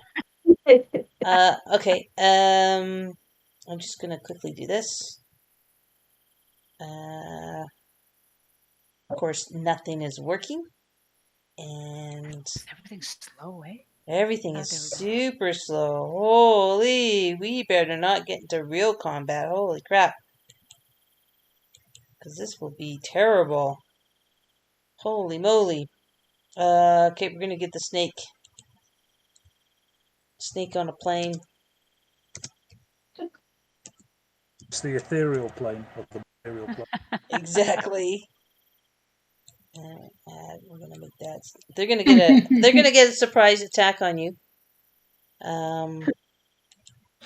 This is so much fun. I love when people wander around in the dark. I mean, like when you go camping and someone goes pees behind a tree because they don't want to go all the way to the outhouse, and something happens. It's very scary. And if I could just get Roll20 to open up the character sheet and give me some stats, that would just be lovely. Oh goodness. Okay, here we go. I have a story about peeing in the jungle. Oh. We took a trip to Peru years ago. Well, not that long ago. Well, long ago, I guess. It's in 2016. In the before times. We went to, so we did as part of it, we did like a 5-day trip into the Amazon. And one of it was an overnight, included an overnight trip to kind of, we paddled along and we hiked along and we slept in another area, and of course, so there's no facilities. So when you get up when you have to go pee, you find a spot and you pee. But it's like, got to do it as quickly as possible, because that place is like, there are bugs, there are spiders, there's everything. There's snakes, there's shit, there's fire ants. You're just like, you basically, and we would coat ourselves with just so much bug repellent, because it was just so bad. And it's just like, God damn it.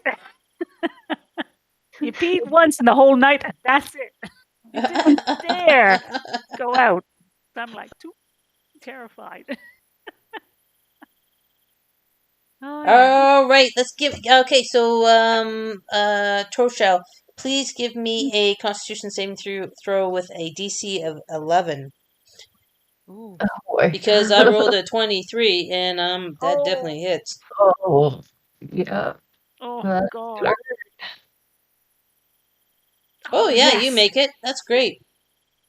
So you get half the damage from that. So that's going to be 7 points piercing and 6 points of poison. Is this That does within not the feel range good. of the rest of us, or is it just a well, this is the one-on-one? surprise attack on it first. So hang on one second. I'm just making You might quick hear a notes. yell. Yeah. So if we can get you, Torshell, to roll a initiative roll first. Yeah.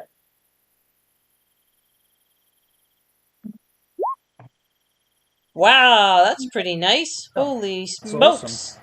Not That's bad. good. I'm going to still make the snake a little higher than you, though, just because it got the jump on you. And so it got its surprise attack. This is going to be its next round. It's going to attack you again. And... Oh, fuck! Oh, wow, look at that. So, yeah, do another DC 11 Constitution saving throw, please. Oh. Oh, you just made it. Still That's made it. great. So that's going to be... what is that? 6 blah blah? 7 piercing and 12. So, Yeah. first one was So 25 piercing, right? Or is that 18 going to be 12? 6 plus 1 piercing. Yeah. 7 piercing and 18 plus 7. So 25 poison, but she saved the poison. So 25 drops to 12. Yeah, okay. Okay, yeah. So that's 19. Altogether 19? Yeah, and because you made the save, you're not poisoned as a condition. Thank goodness. All right. Now, on your turn, if you want to make a noise or something to try and alert these other guys, because you're in the bushes, it's pitch dark, it's the jungle. And also, they may have some problems because they've got the fire going, right? So even though they have dark vision, the glare from the fire might be causing some problems for their vision. But go ahead. Your turn. You got free action, bonus actions. All right. Movement. Yeah. And this thing is on you, okay? This thing isn't on the ground. This thing is on your shoulders, and it's not grappling you, but it's on. It's on you. It dropped from the branch above. I'm gonna scream out, "It's got me! It's got me!" Okay, And that's your free action. yeah, maybe it's since it's too close for anything ranged. Yeah, I'm gonna use a vampiric touch on it. Yes, because you've got a Oh, lot of cool wow. spells at level 10. You've got Yeah. a lot of cool spells. Put it in the chat. Let's see what it does. Yeah. And just give it a quick read too for if we ever have any listeners listening to us, or for the Twitch viewing people at home. Oh wow! Thanks, John. Uh, You want me to read it out? Mm-hmm. yeah. All right. So the touch of your shadow-wreathed hand can siphon life force from others to heal your wounds. Make a melee spell attack against a creature within your reach.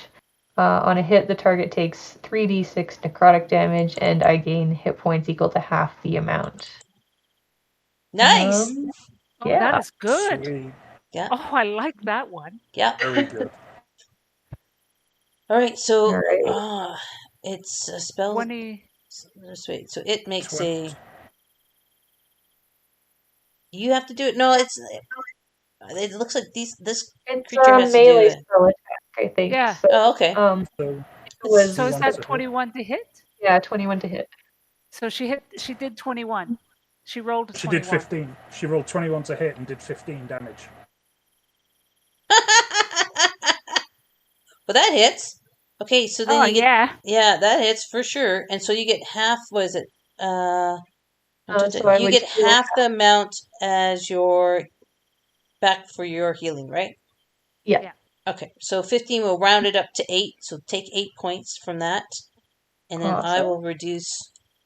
Oh, oh, you killed it. That thing only had 11 hit points. It's dead. Yep. So I guess I probably wouldn't get the full 8 healing.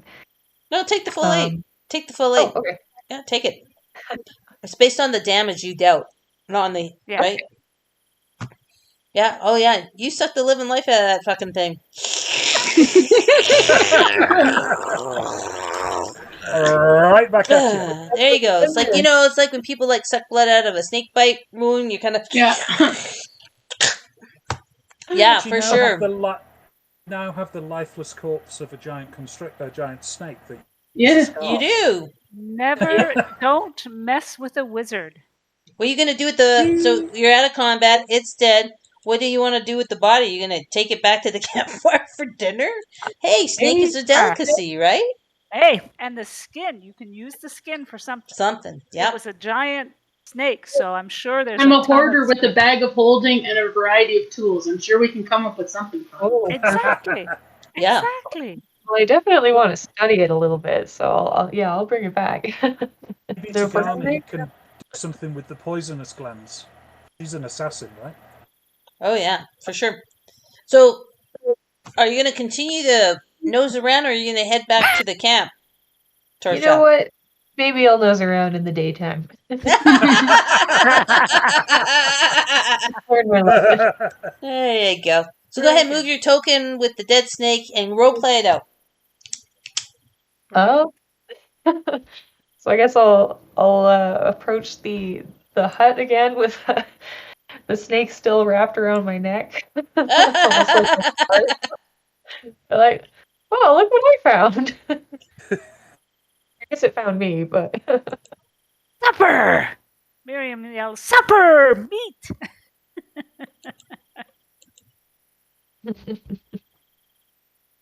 Lazlo's eyes just dart up from what they're working on, and they go, "You gonna keep that?" well, I think we have a hoarder. Too real. Brilliant. Okay, so what are you doing with it? Are you giving it to Miriam to cook? Are you throwing it Lazlo's way to stick in the God knows what's in that bag of hers? Oh, well, it sounds like some of us are hungry, so Maybe I'll keep the head and we can roast the rest up because I still want to have a look at this thing. Because Alright. we technically had good berry, so True. what we could do is we could do a bit of a cook or smoke that we can have it for the next day, maybe. Snake Oh, that's a jerky. good idea. Snake Snake jerky? jerky. Snake Yeah. jerky. If Yeah. you're keeping the head, I would also recommend maybe keeping the that skin. That could, Oh, make a yeah. nice accessory. Or, I don't know.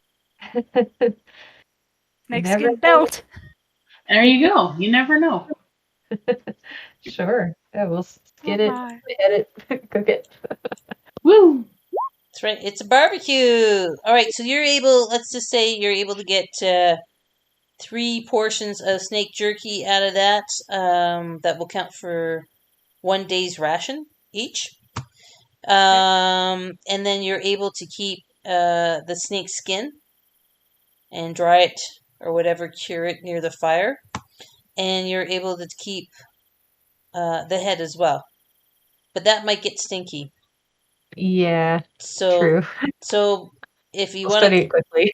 yeah, or give it to Lazlo because Lazlo might have a way to preserve it, or even might have something in Lazlo's bag that, like, a jar with formaldehyde or something weird like that, or pickle it or something because Lazlo's. We could hang it over the smoke of the campfire. By the morning, it probably would be reasonably preserved. Yep. Well, yeah, that's true too. I mean, it's gonna have fangs and all kinds of cool stuff. But if you do that with the head, you're gonna lose any poison stuff. And Tagani's gonna look at you and go, Great. If Mhm. you want me to try to extract the poison glands, she'll give it a go. Okay. Why is my drawing thing keep doing shit on here? Okay, sorry. I'm gonna take the drawing function off. Let me just bring her up and let's give Tagani something. Let's throw her a bone tonight. And just have her see if she can do a nice little sleight of hand. Oh yeah. However you want this thing butchered. She's skilled. She's got 19. Well she's done. gonna pop out the poison glands, and if you don't mind, she's gonna squeeze a little bit on into some little vials that she has to slide onto her blades, if that's okay with you. She's checking, she can consider it. If she only needs one, she can give the other poison gland to you or Lazlo to keep in a little vial. Up to you. Sure. Well, do you want to keep it in a vial or do you want to give it to Lazlo? Just tell us, and then one of you guys add it to your equipment. It's up to you again to get torch out. Would you have use for it, Lazlo? Otherwise, I don't I mind. mean, it's kind of like that junk drawer by the phone. Like, not now, but I'm sure something would come up. If you don't have a thing, we can always put it in a little vial and stick it in the bag of holding until inspiration strikes. So Sure. the snake skeleton, because the snakes have skeletons, Yeah. right? They have bones.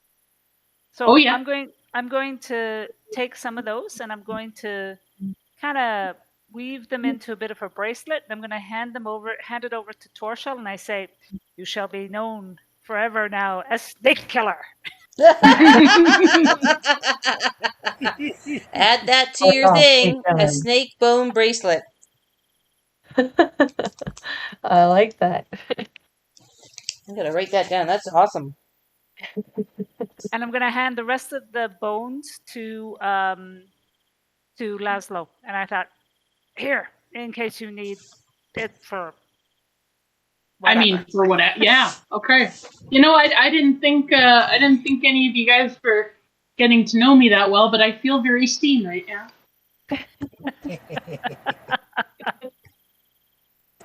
Assorted snake bones. Okay, everyone's added everything to their equipment list, and you're all good to go. Yep. Mm-hmm. All right. So that's gonna take you guys. Well, that will probably bring you up to 10 o'clock, because then Lazlo's constructs are done by then. You've had time to pray and weave your bone bracelets and all that other stuff. So I'm gonna make sure I add. I'm gonna add that to Tagani's character sheet. And so it is 10 o'clock. And the day and the remanifestation is starting to wear on you all. So, I mean, who wants to go to sleep or who still has stuff they want to do and stay up later? Who's a night person? We're going to find out a lot about you guys. Well, I'm going to. So Miriam's going to go sleep because she wants to get up at dawn and make some offerings and prayers to her God. Whether or not she actually makes it till dawn, the sleeping, but we'll find out. Okay. I'm studying the stars, so I'm definitely a night owl. I'm resting whilst I'm doing it, but I'm still stargazing. Okay. And do you have a thing about, like, a racial thing about resting, like how elves do? You don't need to be in a trance to get the full benefits. I just need to know, because anyone that isn't actually sleeping and doesn't have something like that, then I have to start thinking about exhaustion, right?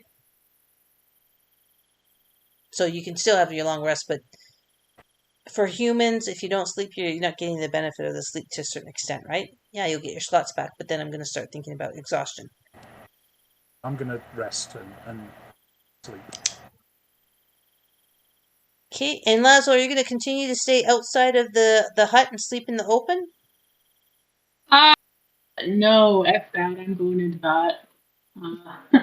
I think if all my stuff's made, is our mourner joining us, or is she going to be outside praying through the night? Don't you see the hut that blue little dome? That's the Yeah. hut. So Okay. she's So in she's there. inside. Okay. You're the only If one everyone's outside inside, walking your I dog. see it. Right.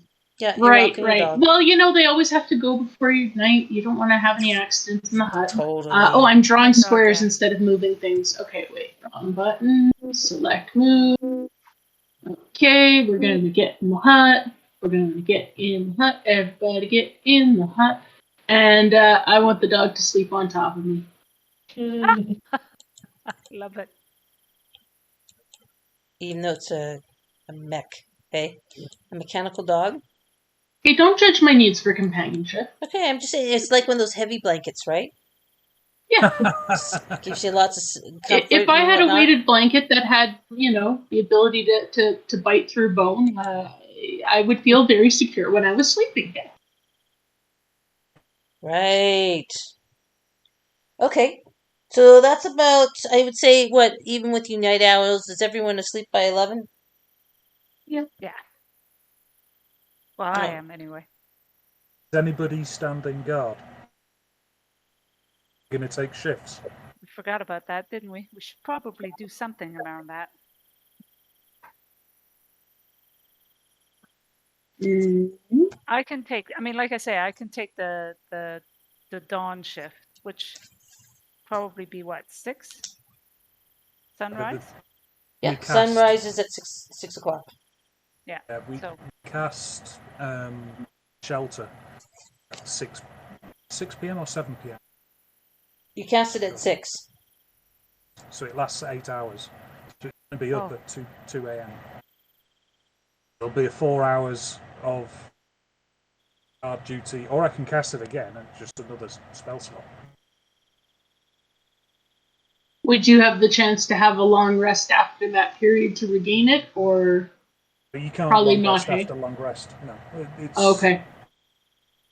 I will have had my 6 hours long rest out of the 8 because it's. I think I'm right, Vic, in saying it's 2 hours of light duties and 6 hours of rest to have a long rest over an 8-hour period.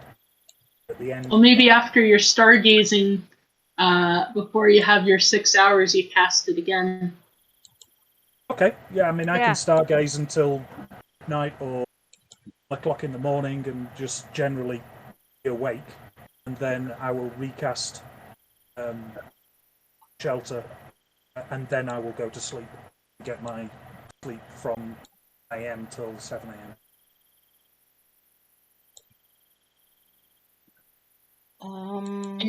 I'm happy to take a shift whenever, as long as in the end, we get a long rest. But Yeah, same.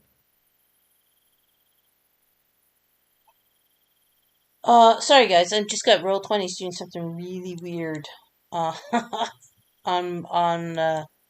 On me. It's like on my handout. There's no handouts appearing, which is odd. Anyway, that's really weird. So you're recasting the hut at what time, Nari? For your second cast? About 1 a.m. And then I'm going to take my sleep. I'm staying awake until 1 a.m. Then I'm going to recast it so it'll last until 9 a.m. That's the portion in which I'm going to take my long.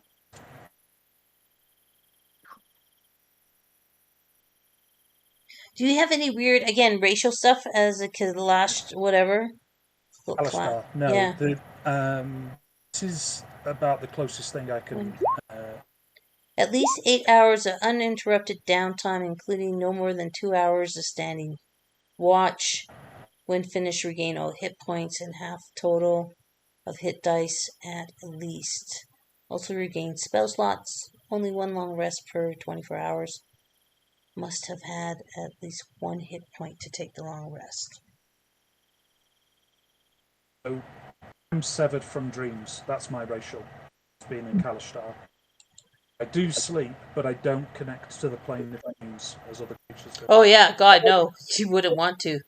Oh, we know Eberron. Holy crap, no way. You escape from there. Yeah. Okay, they don't dream connect to dreams, blah blah. Okay. Cool. So if you want to get the full benefit of 8 hours rest, what time would you have to go to sleep at? Let's see. You'd have to go to sleep at 11, not 1. Are we getting up at 6 or 7? Well, I'm assuming you guys are getting up at 6. Okay. So I can stargaze until then, and then recast it as a ritual. Make sure that the dome is still there, and then I'll take my 6 hours of sleep until we decide to wake up. Because Twilight happens in the dawn as well, so I'm quite happy to get up and pray as the latter part of that. Yeah, I mean, and your hut lasts for 8 hours, so if you cast it at 11, you get the 8 hours sleep, plus you get the benefit of the dome for that last 8 hours, so it should be fine. You're synchronized, right? Yeah. So and just wake up 2 people when you go to have your thing. 2 hours later, they'll go to sleep. Wake up 2 people. What? For shifts. Okay, so what are you guys' shifts? Okay. I guess 11 to 1, 1 to 3.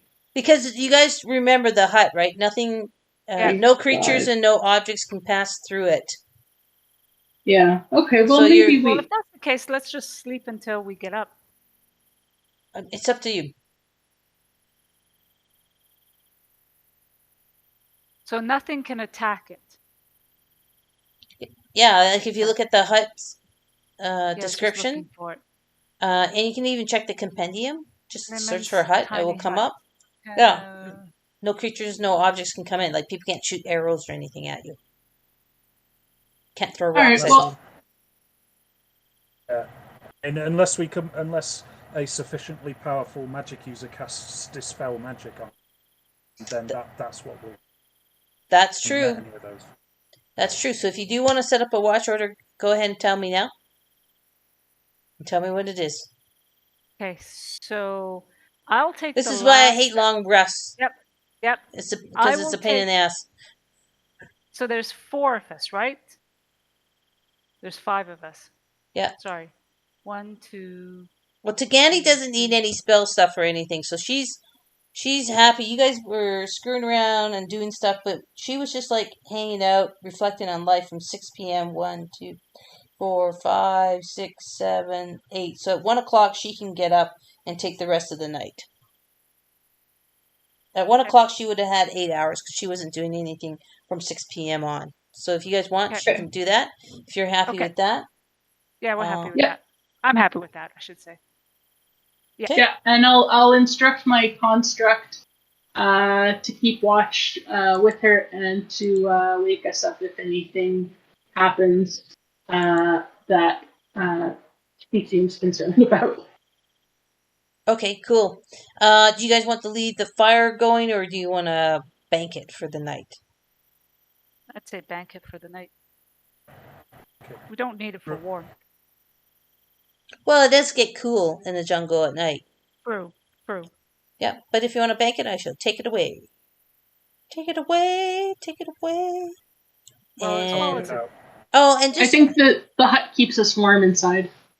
yeah, a reasonably dry temperature. And actually, the other part of it too is Somai is going to be up, or Somai. I want dim sum. Sopai will be awake all night during the ritual. Right? Ritual morning. Remember, she'll be up quietly chanting to herself, almost like a lullaby. She's put away her little stringed instrument because she was getting stink eye from Lazlo.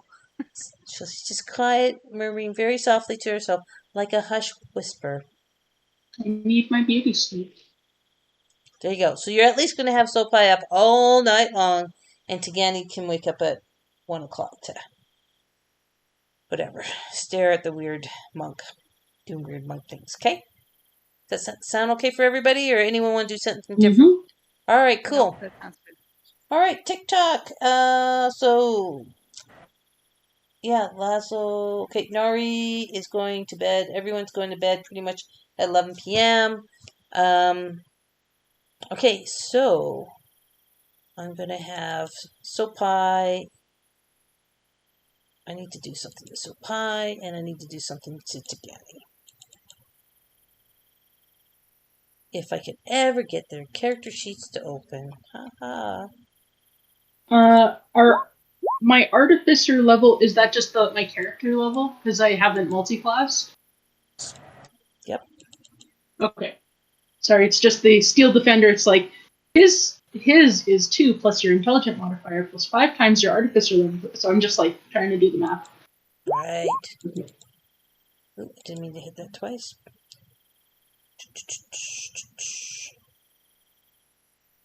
Oh wow, Tagani really sucks. But Sopai is actually fairly awake and alert. And about 1 o'clock, she sees this kind of mystical colored rainbowy effect emanating from Lazlo's constructs. Wow. Trippy. No. Yeah. I now regret making all the jokes about his biting power. He's lying on top of you. Go for the Lying on top sure of you. is. Yeah. Yep. So I was pretty clear about that. Yep. yeah. And so I believe it's the homunculus that has the gem inside of it, so it's emanating from your homunculus. Okay. Sopai is going to do an initial kind of check. And the other gems would be in the bag of holding. Yeah. In another plane. Yeah. As such. So Sopai is going to be does cast a little spell, doesn't feel any evil or weirdness coming from it, but does take note of it. And when Tagani wakes up, well, Tagani did a thing and points it out to Tagani. Tagani's like, I don't see anything. You're crazy. Yeah, but it doesn't seem to pose anything, so neither one of them are any danger, so neither one of them are waking the rest of you. Morning comes, and as the suns arise in the sky, the evening creatures go to sleep, and the birds start waking up, sing-songing, and I'm sure Miriam and Nari are up. Nothing else interesting really happens during the night. And in the light of day, this rainbowy effect isn't visible. But when you get up, Sopai will report it, and Tagani will report it and say, damn! That construct was like glowing like Dorothy and the Wizard of Oz. Like, you know what I mean? Well, they'll just say Start it was my morning prayers. kind of a weird thing. It's not just the little light I put in his tummy? I don't know. When you wake up, they describe it to you in great detail and ask if that's I tap normal. his tummy and it the little dim light comes on, and I'm like that? It was Oh, way more. It was spectacular. It was beautiful. It was stunning. okay. Yeah. Beautiful sounds good. Not Mhm. scary stone gargoyle. Exactly. Okay. Okay, good. Okay, so it's morning. You guys, you religious folks are doing your stuff. What Yep. are you doing? So I'm facing the dawn. I'm making a little cairn of rocks. And you're a Just a little small confused cairn. because there's two suns on different sides of the Oh, sky. that's right. So which way do you go? Oh my Which way god. do you kneel? So which ones? So tell me which directions they are. Well, I they're won't know that. actually perpendicular to each other.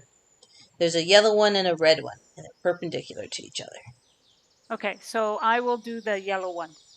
Okay. And I'm creating a little cairn of Mm-hmm. rocks. Mm. And I'm silently saying some prayers and silently saying some prayers to my God, who is, Hey hang you.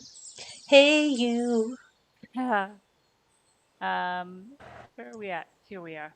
It is Naki Use, a paragon of bravery and a deity of climbing. Urges Nice. his followers to push themselves to the limit and fear no great height or narrow ledge. Okay, so that's what I'm doing. Domains, earth, strength, and sun. So, Okay. yeah, that's what I'm doing. I'm gonna also assume that the aid has run out.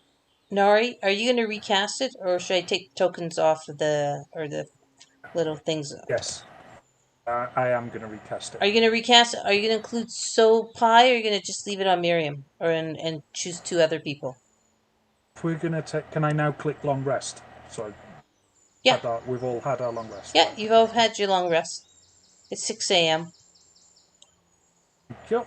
So, just a quick discussion. Who is actually in Sopai? Are you good fighter? I mean, if we come across something, are you going to be at the front hitting it with your stick and your fists and things, or are you going to stand back and let us fight? Yeah, she said, I'm in mourning. I'm not sure if I'm gonna stay with you. Not going to help us try and find your master. I don't believe that she's dead. I believe she's dead. I feel it in my heart and in my soul. And she touches her heart and her third eye, and she looks at Miriam, and I believe she is to blame. I believe Little she is not touch. telling all the truth of what has happened to take my master away. Okay. Well, I'm going to recast Aid at 5th level. So I'll display this. So that's for point maximum and current hit points increased by 20. So I'm going to do that on Miriam, and else is going to be for Lazlo and Torshal are going to be spellcasters. Okay, so Probably Takana. what I want you guys to do here, getting these extra ones, put those Okay. extra points in your red bubble, separate from your regular health, just so you Okay. know, right? So 20, How right? much? Yep. Yeah, your hit point maximum and your current hit points go up by 20. So these aren't temporary hit points. These are what you can, if you get damaged into these, I can You can redo it. maximum. Yeah, but I Okay. want them kept separate so we don't forget that Yeah. they're And not then your set maximum, right? So we're not going to treat them exactly. like temporary hit points, right? Yes, they Right. increase your maximum point while it's effective, but once the spell wears off, those 20 hit points go away, unless it's renewed. Okay. So just one thing to ask: is Tagani a ranged assassin or is she a melee assassin? Well, We that's a good know, question. Let's find out. because I think after 5 months, that's something that we would know each other. First of all, Tagani was not in your original group. You're out. Tagani is not in your original All group. right. Okay. You don't know her. Oh, right. She actually was a zombie, which you don't know about. She just materialized with you, and you're not quite sure why she's there. So you don't have any history with her. And she has a Okay. rapier, a longbow, and a dagger. And she's got sharpshooters, so she's going to be a distance gonna be a damaged distance. person. Yeah. Okay, so it's going to be Miriam, myself, and Torshal. All right. Torshell, get some aid. Nice. Okay. Awesome, thank you. All right. So, We're doing the stars. yep. I'm just working on it. Multitasking. I've done that. There we go. Okay. I can't remember why we had. Oh yeah, the guidance on Lazlo can come off. Let's see.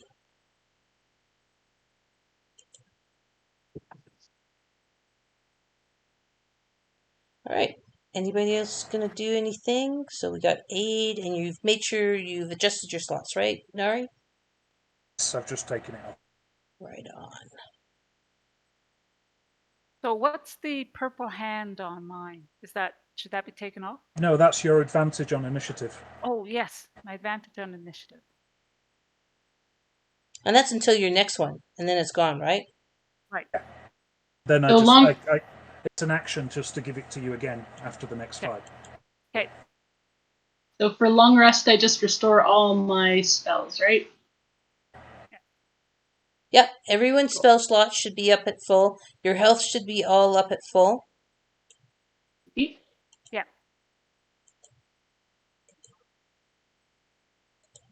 Okay, and Torshell, you're up. You're all healed now after the snake bite. You're okay, right? All good, yep. Right on. Okay. So it's about 7 in the morning now. What do you guys want to do? I think we need to get through this door. Yeah. Here. All right, cool. I'm going to remove your hut. Jabba the I'll Hutt's leave. gone. I'll walk Jabba. out of it so it cancels. Yeah, cool. And go ahead and do what you guys are going to do. Well, I guess Miriam will go up. And so is the wall gone? That door gone? That stone door? It's lowered, I think. All right. Okay. That So she's stone gonna- door was removed with the dispel magic Mm. that Nari did that night before. Right. So before you is the puzzle door. All right. So let's go up and take a look at it. So everyone put your tokens where you want to be for this.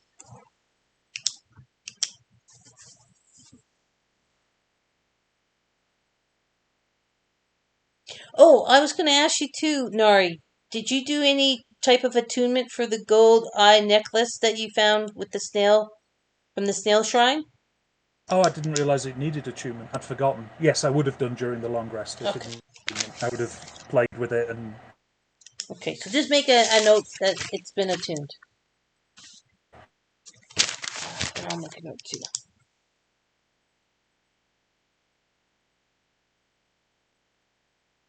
Is everybody where they want to be? Yeah. Right. So it's just Miriam then going up the door, Nari backing her up, and where's Torchell is way in the back, and where's Lazlo and the construct? I'm just getting in position. Yeah. Yeah. Oh, I feel like the sacrificial lamb. Yeah. Oh, for some reason I was looking at him. Okay, so we don't have the dispel magic cone, so I can come in without worrying about. Okay. We know that door comes up at that point, so I'm just cautious of the poison gas if it happens again. Yeah, never mind. I'll keep my poor doggy there in case the door has to close on something. I was going to put one of my javelins there, but I think I'll just wait and see. Okay, so I'm sorry, I gotta go back a sec. Nari, I'm sorry, who got aid? It's only 3 people. It's only 3 people, so who got it? Because I might have gave it to Lazlo by mistake. I think I was supposed to get it, but I haven't put it in my red bubble yet. No, okay. Well, who got it then, Ari? It's myself, Miriam, and Torshal. Okay, so Okay, never mind. okay, Perfect. all right, Lazlo, you do not get to be special. Oh, it's just I'm special anyway, my mommy told us. you are special. It's just you're slightly more enduring than Torshal. All Torshal good. needs the extra bank. Oh yeah, no, that's no true. worries, no worries. All right, do you guys want to take a 5-minute break before we get into the action? Sure. Sure. Okay, come back at in 5 minutes, and then we'll see what happens. Okay.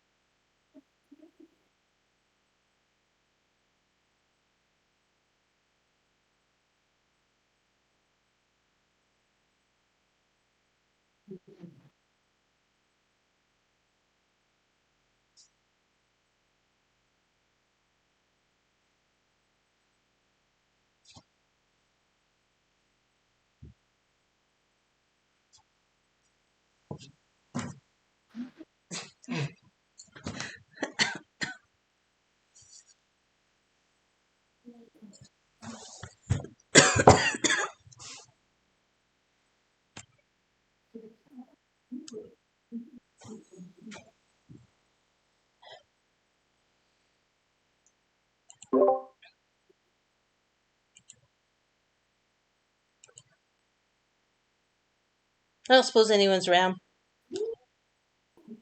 Mm-hmm. So I just gotta say, we've been trying to get into this dungeon since what, September, and we're still knocking at the front door. And I'm starting to realize that maybe I really suck as a game master, and maybe I need a new hobby. Maybe macrame, Well, maybe or you maybe just make it yeah. so Sorry. fun that we're just happy to do anything else but go through the door. We get bit by snakes. We get to make robots. I mean, you know. Yeah, like I'm just really thinking maybe I need a new hobby. Now, Maybe art with pasta, like macaroni art. macaroni art. You silly Jerry. For Yeah, silly Jerry. I could totally be a macaroni artist. Maybe that's really where my deep passion and calling is, and I just never realized it before. No, I've actually really enjoyed having a chance that we're not just like doing combat, where we've had a chance to do a little bit of role playing. We've had a chance to everybody got to do a little bit of something that was to their speciality or their interest. Like that's been a nice experience. So we may still be on this side of the door, but we're still having fun. Yeah. Well, I think at level 10 too, there is a lot more stuff you can do in downtime. There's more features. There's more prep work. There's more, like again, Nari made good berries, did a starfield attuned to the necklace, right? And you made not just one but two constructs. Like it's at level 10 because of your additional features and your class features. Some classes really do need the downtime to fully, prep. Yeah, I was like, but my robots. I'm nothing without my robots. Oh no. You are the robot this is master. going to end poorly. Yeah. Okay, I'm back. Sorry. No problem. We're just gonna Sea Hag is like on our cyberpunk. Sea Hag's the robot master there, right? So Okay. it's like, wow, we've got lots of robots. It doesn't matter what genre you're playing. Robots rule. I know. I I'll just wish have I to. had I'll the have to. equipment or the money to make one. Working on it. Working Sorry. on it. McDonald's Yeah, is looking I know. good. We're working on it. I know. I'll have to check in when your next game is because it might be fun just to listen in. Yeah. Or you could always join up if you want. Yeah. We always I got mean, room for hey, more. room for There's one always room more. for more. I was definitely interested, but I kind of felt like I'd missed the boat, and I was like, well, I don't really know the system very well, so. But yeah, if I listen in and kind of get a little bit of a sense of it, I would certainly be interested in that. That sounds like a lot of fun. We certainly We are changed- foul mouth. Yes. And it is definitely adult themes because they pimp Very out John's character Anna all the time. She's always All wearing the short time. skirts and talking her way into nightclubs and talking her way past security guys and getting deals from hackers to so be they get pregnant. discounts. Yep. Fair Always. enough. Fair enough. It's That's- but we've changed the mechanics, so now It's it's D&D. D&D based. Yeah. so it's an Interesting. easy system. Easy Yeah. system. You can get right to it. Mm-hmm. You can get right into it. Yeah, it's Very interesting. Okay. pretty good. I mean, we got our first combat, and actually, I think it went actually pretty fast compared to what happened with our Cyberpunk Red combat stuff. Yeah. Yeah. That was a bit rough. That was a bit rough. Is Torshell back? I'm back. Yay! Okay, let's try and move this along. So, Miriam, as you walk into that little space, and you have like a bit of a flashback and of the gas thing happening, you walk up to the slab, and you see that the 8 squares, it's no longer there. That the slab of rock that is the door is now plain. Oh. There is nothing there. The inscriptions with the slots for the dice cubes, no longer there. So I kind of turn around and I shout over to Nari and says, "Looks like that dispel magic worked on this one as well." Sorry about that. That's all right. It looks like an ordinary door now. So I am going to run my hands over it. Oh yeah. And with slight pressure to see if I can figure out a way to open it. Yeah, for sure. Go ahead, roll investigations, please. And I have to say, my investigation sucks. I right am not a person very. behind you. Huh? You got the right person stood right behind you. Yeah. True enough. All right, I'll do it, and if I don't do well, I might turn around and say, "Oh, fuck me! Are you serious? Okay, hell! You need to take a snip of your screen because it's double natural 20s. Take a snip of that, and then you make sure you show your partner because that don't happen more than once in a lifetime. Holy moly! First time. Yes. First time I've Holy. seen that. You just tell me what you want to do with this door, and we'll apply this 2020 to whatever you want to do with it, Miriam. I won't make you any other test. You 2020. Holy crap! Okay, just hang on a sec. I'm going to see if I can clip this baby. Yeah, do a snip. Snip it. Right. Holy crap! We'll see if the tell Liz. Liz, anyway. Quick, come. Holy shit! Okay, so I am just the outside. Oh, we lost you for a sec there. Repeat yourself. Sorry, I'm running my fingers around the edges. Yeah. Of the door. Yeah. And I'm kind of doing various pressures along various edges, just to see like if I can click something or whether or not I can just push it open. And if it doesn't work, I'm just going to use my Goliath strength and just shove the fucking thing open. It will happen any which way you want, so you just tell me how it happens. Okay, so I want to be subtle. So I will just do the click, and I'll find the click, and I'll just kind of swing it like it's on oiled hinges. It just swings so easily in. Okay, great. And let me show you what And I see. kind of turn back and I cock my hip and I kind of grin. I applaud. You hear a small clapping as I look at him and just go, "Well done. This one, Miriam." And then I'll start stepping forward because I was hiding.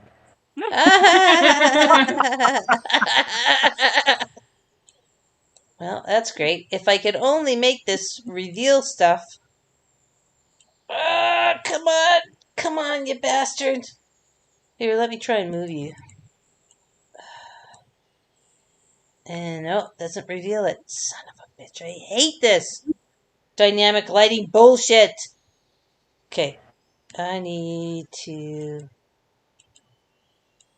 Okay. Yeah, can you guys see that? It looks like some kind of... Is it a pit? Hang on a sec. No, but you can see it. Okay, hang on a second. Let me... Again, I'm not the best with dynamic lighting, so let me try to do this more. Come on, man. Hang on. Okay, explorable darkness. Reveal. Oh, that's as good as it gets, huh? Anyway, so you open up the door, you see a room with a dirt floor. And in that room, you see this. Oh. Oh! Oh! Lying on the floor. Lying on the floor. Lying on the At least floor. On it's a dirt smiling. floor. On the dirt floor. Yeah. How big is it? Is it a human-sized skull, or is it a bigger creature or a smaller creature?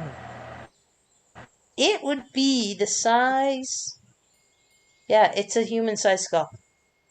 Mm. It's a human-sized That's skull. an awesome picture. Yeah, man, Mhm. I really had to dig around and search the net for that. I was going to say, it is a picture. It's gotta be cool. So, yeah. So, yeah, that's what you see. Lying on the ground is this ornate red skull, just as it appears, Miriam. That's what you see. Okay. I'm just going to flash that again because it's so beautiful. I like that. That is awesome. And cool. So it looks like a normal size skull. Sorry, I know Yep, that was asked. same size. Yep, normal size human skull. So I'm going smaller to than yours. Yes. So I'm and I take it nobody's up near me. So because it's right in the middle, right? Yeah. Small. What else is around there? Is it Nothing. all It's all dirt. off? It's all dirt. With your 2020, I'm being straight up with you. With your 2020, there's no visible traps. It's just on a bed of dirt. It's no. But is there any doors? It looks like it's just a room. Just a room. Just a room with a very cool skull in it. So I crouch. Okay, sorry. Are you going into the room? At it. Or are you just looking at it from beyond the wall? I'm just crouching and looking at it. Okay.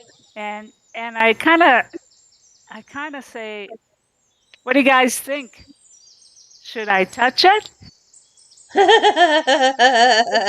Now let's make sure that here's the thing, right? Anybody that isn't within, like anyone beyond Lazlo can't even see it. You're too far away. All right. I kind of go, "Hey guys, look at this." Look at what? I can't see anything for your big butt. And I get up all of a sudden, I turn around and I'm like, "What do you mean I've got a big butt?" Okay, focus here. I'm sure I heard you say, "Does my butt look big in this armor?"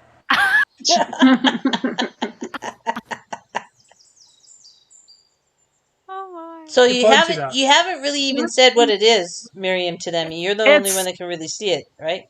It's a cool looking skull that actually might be of interest to wizards and clerics. Paladin. I might. Oof. I don't want to necessarily. Do you want my metal friend to go up and nudge it first? Sure. Actually, that's probably a good idea. So, Shell, can't you do that thing with a magic hand? Yeah, we've got the mage hand. I could even identify it. Okay. So maybe I'll scooch up. Ha Come on, gang, join the party. Join the party. Water's fine. Just Hey, this cool friend who we've made here. That's the right. door's open. The skull Hey. is there. What else Hey, you guys man. gonna fucking do? Yeah, Stay in that Don't, clear. don't say that. What else could happen? We don't need that. We had quite a day yesterday. Let's. What I'm gonna say though is, where else are we gonna go?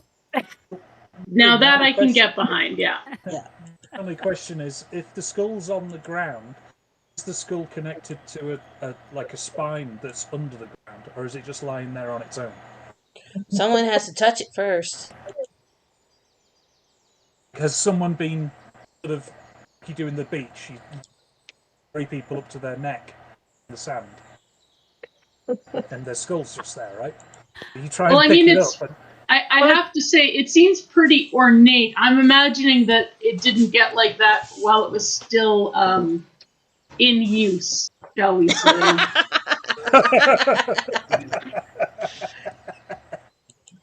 Cool. All right, we'll try and pick it up.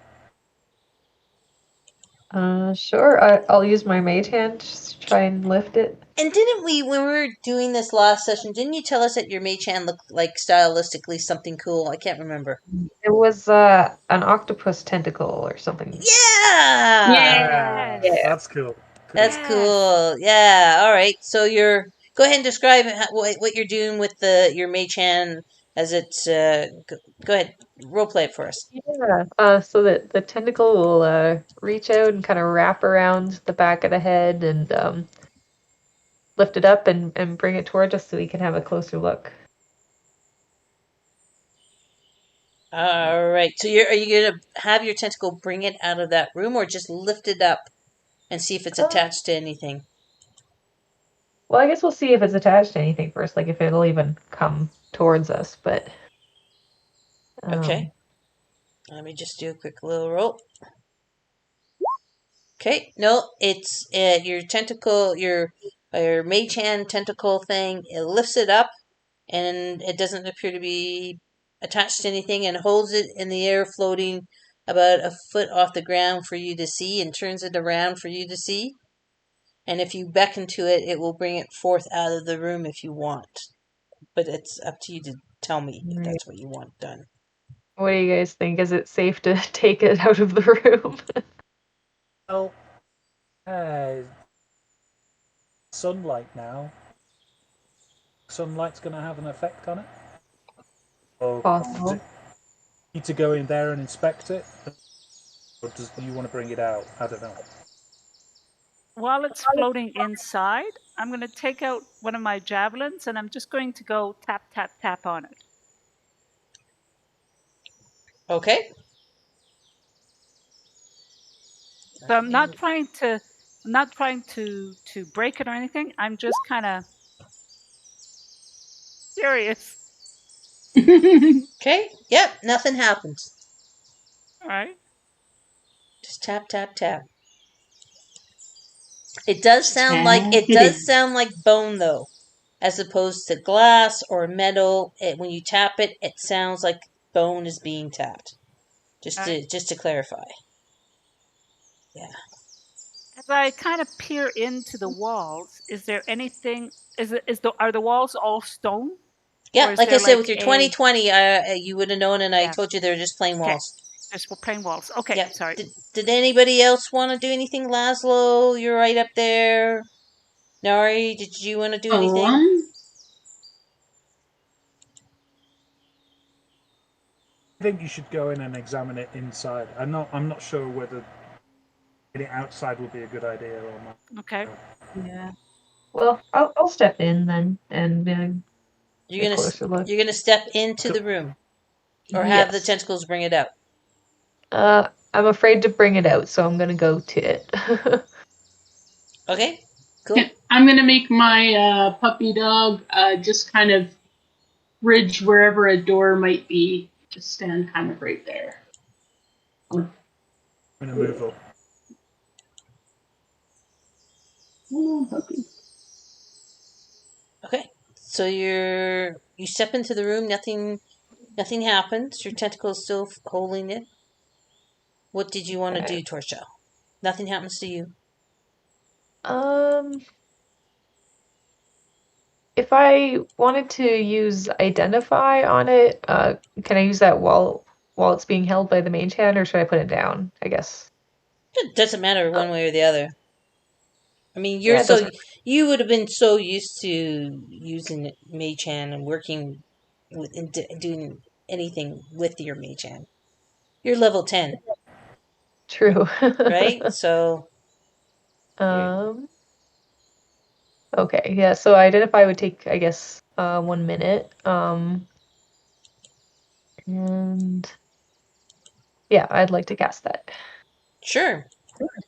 Do you And want to pop it up in the chat and just read it out for our viewing audience? Sure. So you choose one object that you must touch throughout casting the spell. Oh, okay, fair enough. That's good for us to know. Yeah, if it is a magic item or some other magic imbued object, you learn its properties and how to use them, whether it requires attunement to use, how many charges, all that. Okay. So, are you gonna touch it? I guess I'm This gonna sounds touch so it. dirty. Are you gonna touch it? touch it. I'm gonna touch it. Okay. So as I'll you reach out and kind of hold it on the forehead and do my magic. all right. Da, da, da. Boy, this is an instantaneous thing. There's no really fails to this, is it? No, it's casting time of 1 minute though. Yeah. Okay. What you get a sense of when you're identifying it is that it is a magical key, Oh. but its magic has been taken from it by the dispel magic spell that Nari did. But it was a magical key, and hence all the ornate drawings and sculptings on it. Those were actually mystical runes that were like a encryption, but the magic's been dispelled, so now they're just nothing. But those used to be magical runes that keyed into the magical spell that would open something. It was an arcane key. Nice. Make sure you take your spell slot thing off. Yep. Okay. Yeah. Cool. So when I hear that, Well, just wait. She hasn't told you. Right. Oh, right. Oh, That's true. I would have told everybody. All right. Put my head in my hands. Sorry, guys. I just give Nari a bit of a shove on the shoulder, like, oh, god damn it. Trying to help. I'm sad. In fairness, before the spell, we weren't having a lot of luck, so we've actually gotten farther than we did without the spell. So I think you're still good, man. Don't worry about it. So Miriam's gonna walk into this room. Okay. And thinking, okay, so I'm thinking to myself, there was that's interesting. Sorry, I'm trying to find some tentacles art for her. That's okay. There was a door beforehand. There was a door. This one is a key for a door. So one of these walls must be a door. So I'm going to do the same thing as I did with the other door. And I'm going to start feeling around and pushing. Okay. Go ahead, roll investigation. Okay. And shout out what you get, because I'm messing around doing something else. Yep. Investigation. Oh, yeah, not much there. 10. Yeah. Nope. Again, going back to your 2020 before, they just appear to be ordinary walls. There's no hidden latches or pressure points or anything like that. And the door must be somewhere I else. kind of turn around and I shrugged. I said, do you want to give it a go? I can't seem to find anything. I'll ask Torshal, do you get the idea whether it might be damaged or not into the sunlight? Whether the key is damaged? Yeah. Is there some way of recharging it? If it was once magical, if That's we not get more magic into it so it could then act as a key again. I don't know. Would I have got that from the identify? It's hard to tell because it's completely drained. There's nothing there. So you'd have to try and recharge it magically somehow, but you don't know how because right now, because of the dispel magic, it's just a mundane object. Right. Yeah. I mean, it's a very cool looking tchotchke. We should obviously take it with us, but Yeah, it's a good souvenir for you guys' trip. right on the mantle, you know.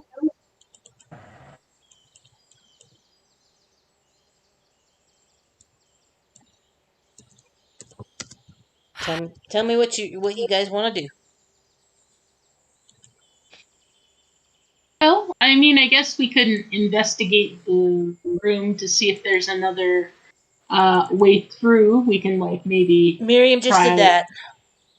but even knocking on the walls to see if one's hollow behind it. Yep, Miriam did it. I mean, Miriam did the investigation part and touched it all and did it all, right? Yeah, I can have it. Yeah, the door must be somewhere else, so I guess we could start looking Our elsewhere. princess is in another castle. Down here. How about that for your mage hand? Ooh. He called Cthulhu. Ooh. Yeah. I like that. I like that. Let's bring it down here. That's pretty cool. Do you like it? We take the skull down where the statues are.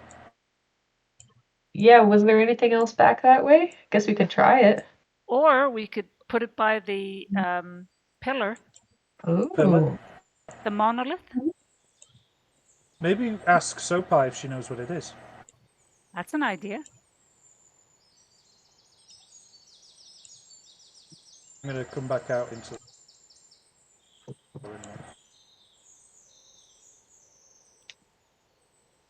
Okay, so what's happening? Are you guys bringing it out? Yeah, I'll bring it out. Okie dokie. Now we're talking. Do you want it to stay in your hand, or do you want it to still remain in your mage hand?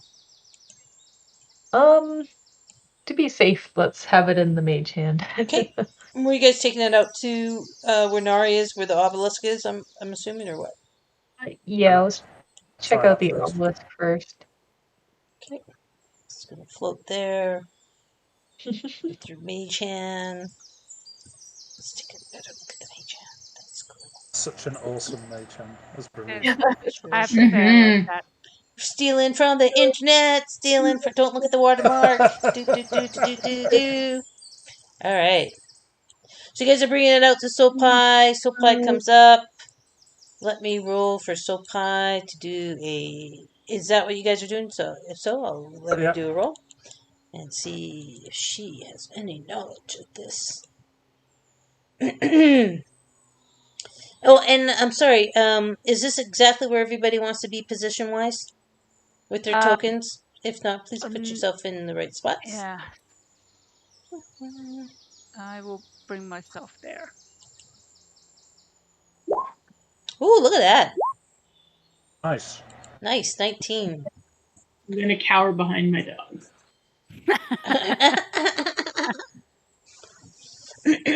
All right, so she is just kind of looking at it through the mage hand tentacles. She gives Torshell an interesting puzzled look first, and then continues looking at them. Oh, that's a nice trick, she says, as she peers through the tentacles, and then she starts doing some chanting of her own, moves her hands around it, but not touching it or the mage hand. And you see little sparks of purple light go from Sopai's hands into the skull. And from that, the eyes light up with that purple light, and you hear...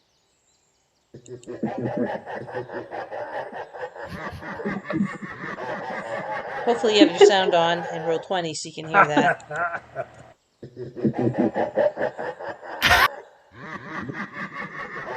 And the eye sockets of the skull light up purple. And then Sopai goes back, "Oh, I'm so sorry. I did not expect that would do that." Uh, uh, she's like, I, and she really seems quite aghast that that's the effect what happened. She goes, "That's the opposite of what was supposed to happen." And she takes a step back, really startled, looking at her own hands, and very confused. So, what's skull do now? So its eyes have lit up, and some of the engraving on it. Is the jaw moving as it's laughing? Nope. The jaw isn't moving. It's just making that weird noise. And the eyes are flashing. Purple. Interesting. Okay, so bye. Don't worry. Shall we take it back to the room to see if that changes anything? Well, we can either try it there or Yeah. try it down here. John, give me a The perception only two check, places- okay? Me? Yeah, use please. Nori, sorry. Oh, Me too. yes. Holy fuck. Okay, Nori. Your little eye pendant is rolling around like crazy against your chest. Again, remember, we called it Mad Moody's kind of eye that's rolling around. So it's a gold pendant of an eye, but it has that little thing where the eyeball part is rolling around like, again, Mad Moody from Harry Potter. And it's rolling around, and you notice that. And it's not a natural 20, but it's still 22. So it's tugging at you, trying to get your attention as best as possible. I'll lift it out from underneath my breastplate, away from it. It's still on a chain around my neck, but I'm going to lift it in front of me so I can see what it's doing. Okay, and as you lift it up, it's like rolling around, and you feel a tug of it towards the skull. Well, I think everybody can see it. It wants to get closer, so should I let it? Miriam pipes up. Maybe it wants to go into the eye socket?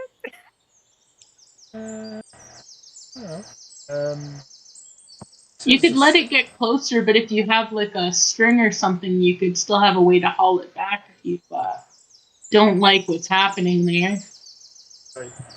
I mean, honestly, I can't imagine what would be more disturbing than what we're currently seeing, but I mean, hypothetically. I'm just because I am attuned to it, so I should know what it's doing. I'm just Seeker. What does it actually do again, Vic? It's a seeker. That's exactly what it does. It seeks out things. Just finds things. Yeah.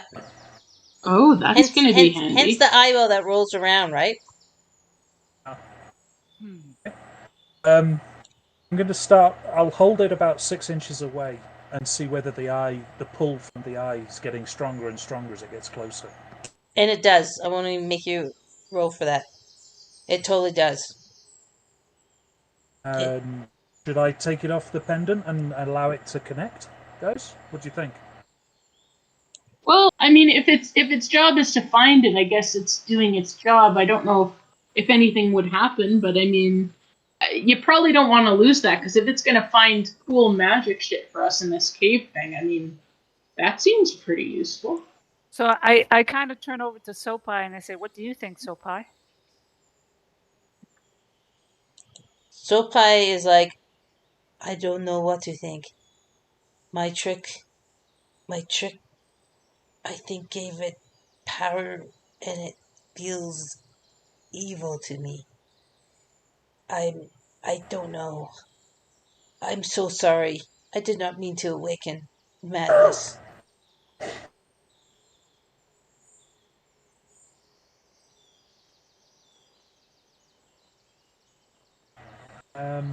Miriam, does it feel like it's evil to you? I could cast. I could do the. Let me just look. I can cast. What is it that I can cast? Sorry. It's your divine sense. Divine sense. That's it. My Yep. divine sense. Sorry. I can do divine sense. And I can do that 3 times. So let me do it once. Might as well. Pop it in the chat, please. Yeah. I'm Again, just for our taking a look viewing audience, but also for me, because whatever. I Yep. forget all this Yep. shit, and I don't like remembering shit. I can barely remember how to drive home. Divine sense. There it is. There we go. Awesome. Here Okay, you go. Right on. The presence of strong evil registers on your senses like a noxious odor, and I don't know if this will work with this. And powerful good rings like heavenly music in your ears. As an action, you can open your awareness to detect such forces. Until the end of your next turn, you know the location of any celestial fiend. If any celestial fiend or undead within 60 feet of you that is not behind total cover, you know the type, celestial fiend or undead, of any being whose presence you sense, but not its identity. Within the same radius, you also detect the presence of any place or object that has been consecrated or desecrated, as with the Hallow spell. You can use this feature a number of times, equal to 1 plus your charisma modifier. When you finish a long rest, you regain all expended. I don't know if it'll tell me that. I mean, it'll tell me whether it's evil. Well, that might inform our decision as to whether I let the eye go to it. Now, Topai did say she felt it was evil. But let's. She kind of did. She kind of said, "Sorry, I didn't mean to power this evil." She kind of said, I mean, okay, don't listen, but okay, but yeah, she kind of did say she was afraid she had empowered evil. So I think we should leave it at that. But let's. So what So I'm going to suggest. You don't want to do your divine sense. Just say yes or no. It's fine. Doesn't matter. I don't know what more it could tell us. If we think it's already evil, then if it, maybe that's the only thing it could really tell me is if it's a fiend or an undead or some other type. We could look at that. That might be useful. The presence of strong evil registers on your senses like a noxious odor, and powerful good registers like heavenly music in your ears. It does tell you that much. And yeah, you're right. It can tell you the other stuff about fiends or undead or celestial stuff. But, I mean, it is a multifaceted, spell or whatever you want to, ability. Right? Okay. Like I think you're looking at narrowly as, is it going to tell me exactly what this thing is? Well, Yeah. no, but it can tell you, like Nari was saying, whether it's strong evil or weak evil or good, or it can tell you different things more than just what type of being or creature it might be. Okay, so I'll cast it. Yay! So I'll cast it and I'll down it. Yeah, so I'll take that down one. Yeah. Okay, awesome. So as you cast it, and what's the range on this thing again? Does it even give us range? No, there's no 60 feet. Where's the 60 feet on here? Never mind. Until the end of your next. That's fine. That's totally cool. So you get, as soon as you cast it, you are overloaded with sensation. Okay? Because 60 feet, you're going to have, again, the joyous sound of angels coming from the gallery of where the statues and the dice came from. You're going to have the sense of nauseous, sick death from the obelisk here. But so there's a lot in your 60 feet that's coming to you, right? You're going to feel a purity of different chimes coming from Shopai. You're going to have, feelings of goodness from Nari. And when you get to the amulet, you're going to hear this pure high tone of like a French horn.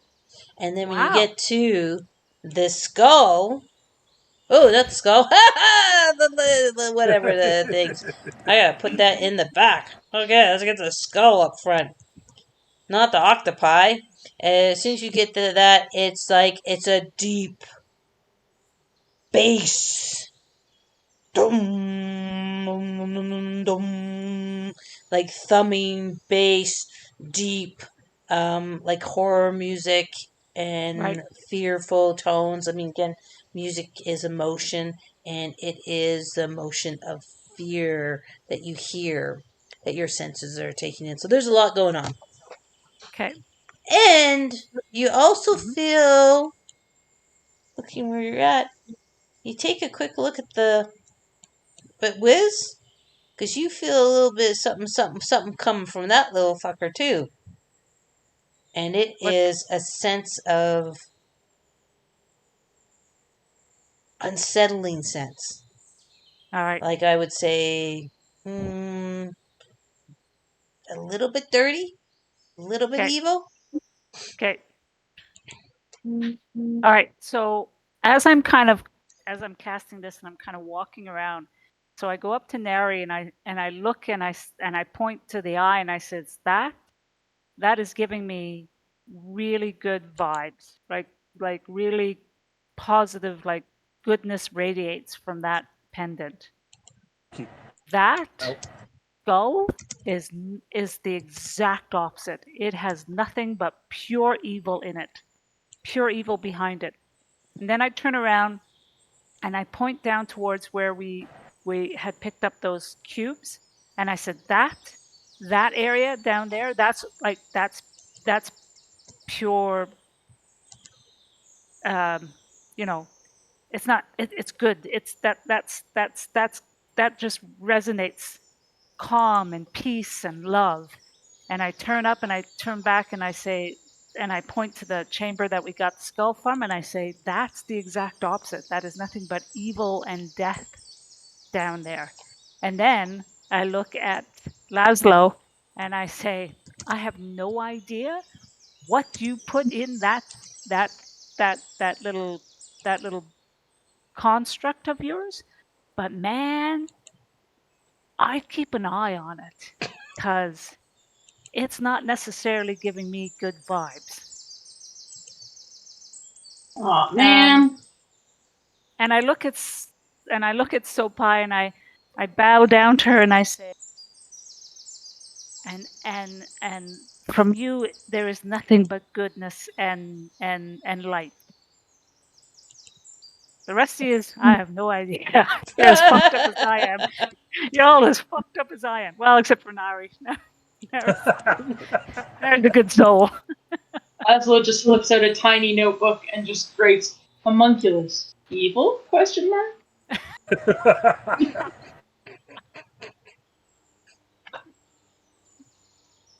So here's what so I'm going to toss this out as a suggestion. There's a fountain down here, or a fire, right? I think is it a fire or a fountain? All of I those found are the ninth one. all those braziers are filled with holy oil that you guys lit on fire when you found the dice. So they're still burning with divine energy. So what do you think might happen if we take the skull and put it in that? I think that's a good idea. Yeah. See if we can purify it. Yeah. I agree. I think that's a good idea, Miriam. So Michelle, let's do that. Would you do the honors so none of us have to actually touch this thing? Yeah, I wouldn't touch that thing, guys. Like, nobody touch that. I'll just bring it over with the mage hand. In fact, what's your range on the mage hand? I want to say 30 feet. Let me double check. Yeah, 30 feet. Oh! Oh! Why did you stop that? I couldn't find a good eye pendant, but that's the Oh! Mad Eye, I'm putting Mad Eye away. So he's going back under the. Oh, under Jesus. I Hey, still give had me- the skull up when I closed it. It's gonna fucking give me nightmares. Well, the confusing thing is I'm going to have to explain to my wife, no, that's the good thing. That's They did a magic test. That was goodness. So you can only imagine how dark this game is. he's going, getting crazy, man. Getting jiggy. Okay, so just so you know, or I just need to actually. Ooh, that's just crazy. Yeah, maybe I'll shrink it down and it won't be so scary. There you go. See, it's not so bad. It's looking around. It's Nori. It's fighting you. It doesn't want to go back underneath your tunic. It is fighting you. So if you want to stick it under your tunic, you're gonna have to hold it there and maintain like a strength test to keep it there. It wants to connect with that skull in the worst way. And I kind of look at Nary and I said, that's really interesting, because if that eye is good and that skull is evil, what does that say? It's kind of fun being big. Actually, it's more fun with it being creepy. Should I let it? Because it's really pulling against me if I try to put it away. Do we let it? So, I mean, is the good trying to balance the evil? Would my divine sense give me any insight into that? No more than what you've already discovered. Yeah. That eyeball's good. That eyeball Okay, is I'm- good. Fuck, it's I'm gonna take the necklace. I'm gonna take it off my necklace, so I've just got it in my hand. Okay, and Then it's I'm gonna- pulling your arm up. It's pulling your arm, so your arm is like, you know what I mean? Like you have to do a strength test. Actually, I do want you to do a strength test. I want you to do a strength test to see if you can keep it from flying out of your hand. I wasn't going to. I was going to actually bring it to so my arm is fully extended, but Yeah, I'm still not able to touch the skull. I'm just going to open my hand and let it go. Are you really? Okay. Oh, fuck. I step back. Let's put this thing on there. You step back. No. Let's wait. Give me a dexterity saving throw to see if you can step back in time. I'm kind of curious there, Miriam. And anyone else that wants to step back, give me a dexterity saving throw, DC of 12. Dexterity saving throw. Oh, thank God. 20. You guys are rolling great tonight. I All right, know. Torshell I know. doesn't get to move out of the way. But Miriam's doing well. All right, cool.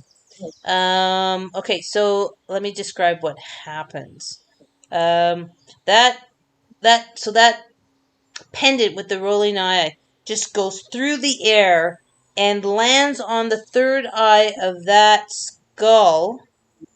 And like there's all of a sudden there's like blue smoke coming out where it's like seems like it's trying to burrow its way into the skull, and the skull's jaws open. And Fuck.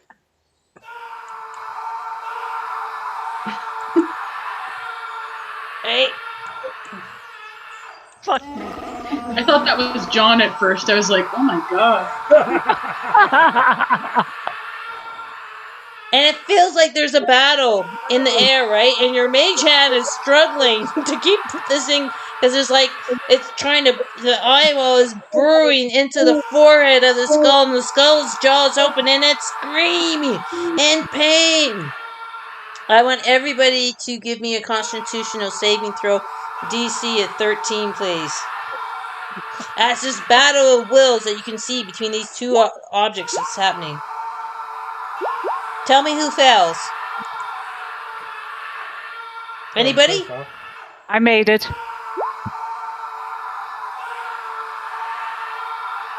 I got a 12. Lazlo fails. I got an 18. Is everybody else okay? I think Torshell has to do one. Torshell Oh no, got a Torshell 21. did. Yeah, Torshell did good. Okay, great. Yeah, so Lazio. Lazlo's the only one. Yeah. Oh, well, there you go. You only have 1 point of psychic damage, okay? That's not too bad. Okay. All right, so finally the screaming stops. The eyeball from the smoke, mystic smoke, has burrowed into the skull, and it turns around and it faces outward, and it blinks, and the eyes of the skull now change from purple to white, and the eyeball blinks, Uh-oh. and Miriam, you hear divine angels' voices now coming from the skull. Oh, I nice. say, and I look at Nari and I said, "Holy shit, that worked! Now, That's turned." this Sorry. is it doesn't end there though. Like, and you Oh, can be speaking because that now lifts up from the mage hand, and even if the mage hand tries to grasp on the tentacles, it will go right through it as if it doesn't exist, and it will float away. I don't know, I can't grasp both the eyeball and the skull. But anyway, let's move along. And it will float away past you, Nari, and it will be moving away. And you guys can either choose to follow it or not. Boy, I gotta move the let's follow eyeball. it. Oh my Oh, gosh! we're gonna follow it. Well, how I had tokens now. There's a problem with the eyeball. Did I move the eyeball? Did I move the skull? Did I move the eyeball? I like them both. I don't know what I'm doing. Oh my god. Okay, so it seems to be moving along this cliff face. So anyone coming? Anyone Yeah, not I'm coming? following. Is everybody Yep, I'm coming? Move following. your tokens along. Yeah. Whoa! Oh, Mama! What's Mama What's doing? Okay, Mama. All right. Oh, Mama. So the skull comes along, and if you're keeping in touch with it, it moves yeah. through. It moves through a wall of vines. I better adjust my things here. Sorry, I just want to make sure that I'm getting this on the recording. It moves through a wall of vines right here and disappears from view. Okay, where's my Sorry, eyeball? everyone. I lost my eyeball. Where the fuck's my eyeball? No, the eyeball is right here. The eyeball's right Oh, there it is. Okay, and the eyeball is obviously embedded in the skull. And it goes through the vines. Does anyone else go through the vines? Miriam will go through the vines I'll go. because I'm seeing, and I say, as I'm going through, and I'm thinking, this has changed, guys. This thing is radiating goodness now. It's showing us the way. Yeah, it's I'm going to showing us the follow. way. So I'm going to go in first. Okay, make sure you guys got your tokens in what order you want to be in. I'm also, as I go in, I'm going to draw. Yeah. Probably should be drawing weapons. Holy fuck. Yeah, I am drawing my warhammer. Right on. Anybody else? Just going to make sure my shield's up. I've got one hand free and the other one's carrying my shield. Okay. Vote Torshell. Any prep?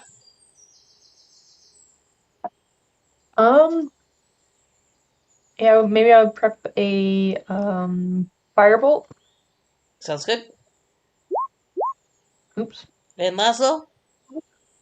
I'll have my crossbow out with my kind of magical replenishing ammo, and I will follow behind my my pupper. Now, I should say, hang on. Can I do Sacred Flame? I can.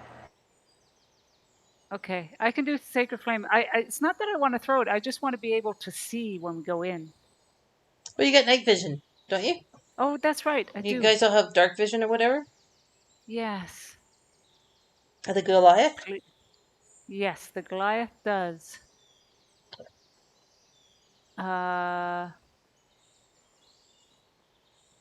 Okay. We're gonna keep going. It's 9:35. So Yep. I'm going. okay. I'm going. All right. So let me just reveal that to you, and I just have to take some stuff off here. God damn it.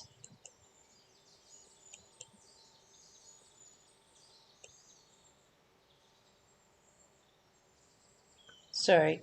I just gotta take some stuff off of here. Well, that's not working very well. Oh, hang on a second. Sorry, I gotta put something on from the GM lab. Hang on a second, guys.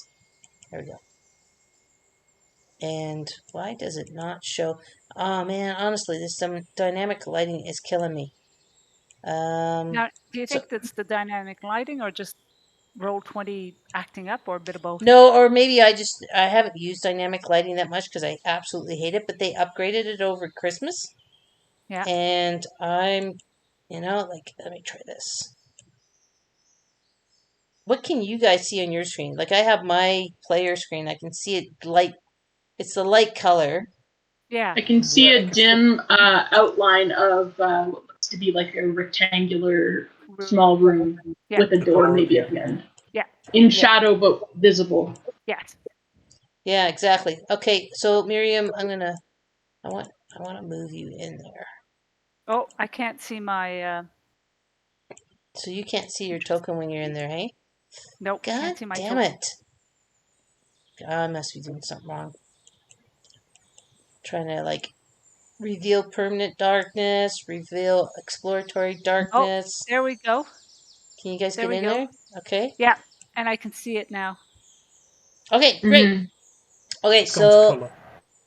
yeah, okay, we're gonna figure this out. So you guys have seen. So as you enter in, you see the skull floating through the air right ahead of you, and you see it embed itself in a doorway that has a small concave space, and it shoves itself into the doorway. Okay? Okay. And then the door starts to open. Oh. All right? Everybody with us on this here? I better move Sopai. I better move Tagani. She's staying back there with her longbow ready. Sopai has her whatever. I think she uses a staff. And yeah, so the door opens. You all right, Polly? Sorry? Somebody say something? I don't know. Think- Okay, so as the door opens, let's see.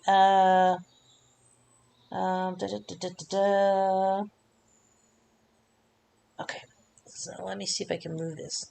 Again, it's dynamic lighting stuff. Can I move that?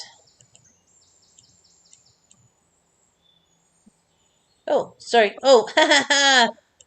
Okay, anyway, I'll reveal some more. So that door opens with the skull, right? And it rises up. Okay? And into the ceiling. And let me reveal more what's behind this then.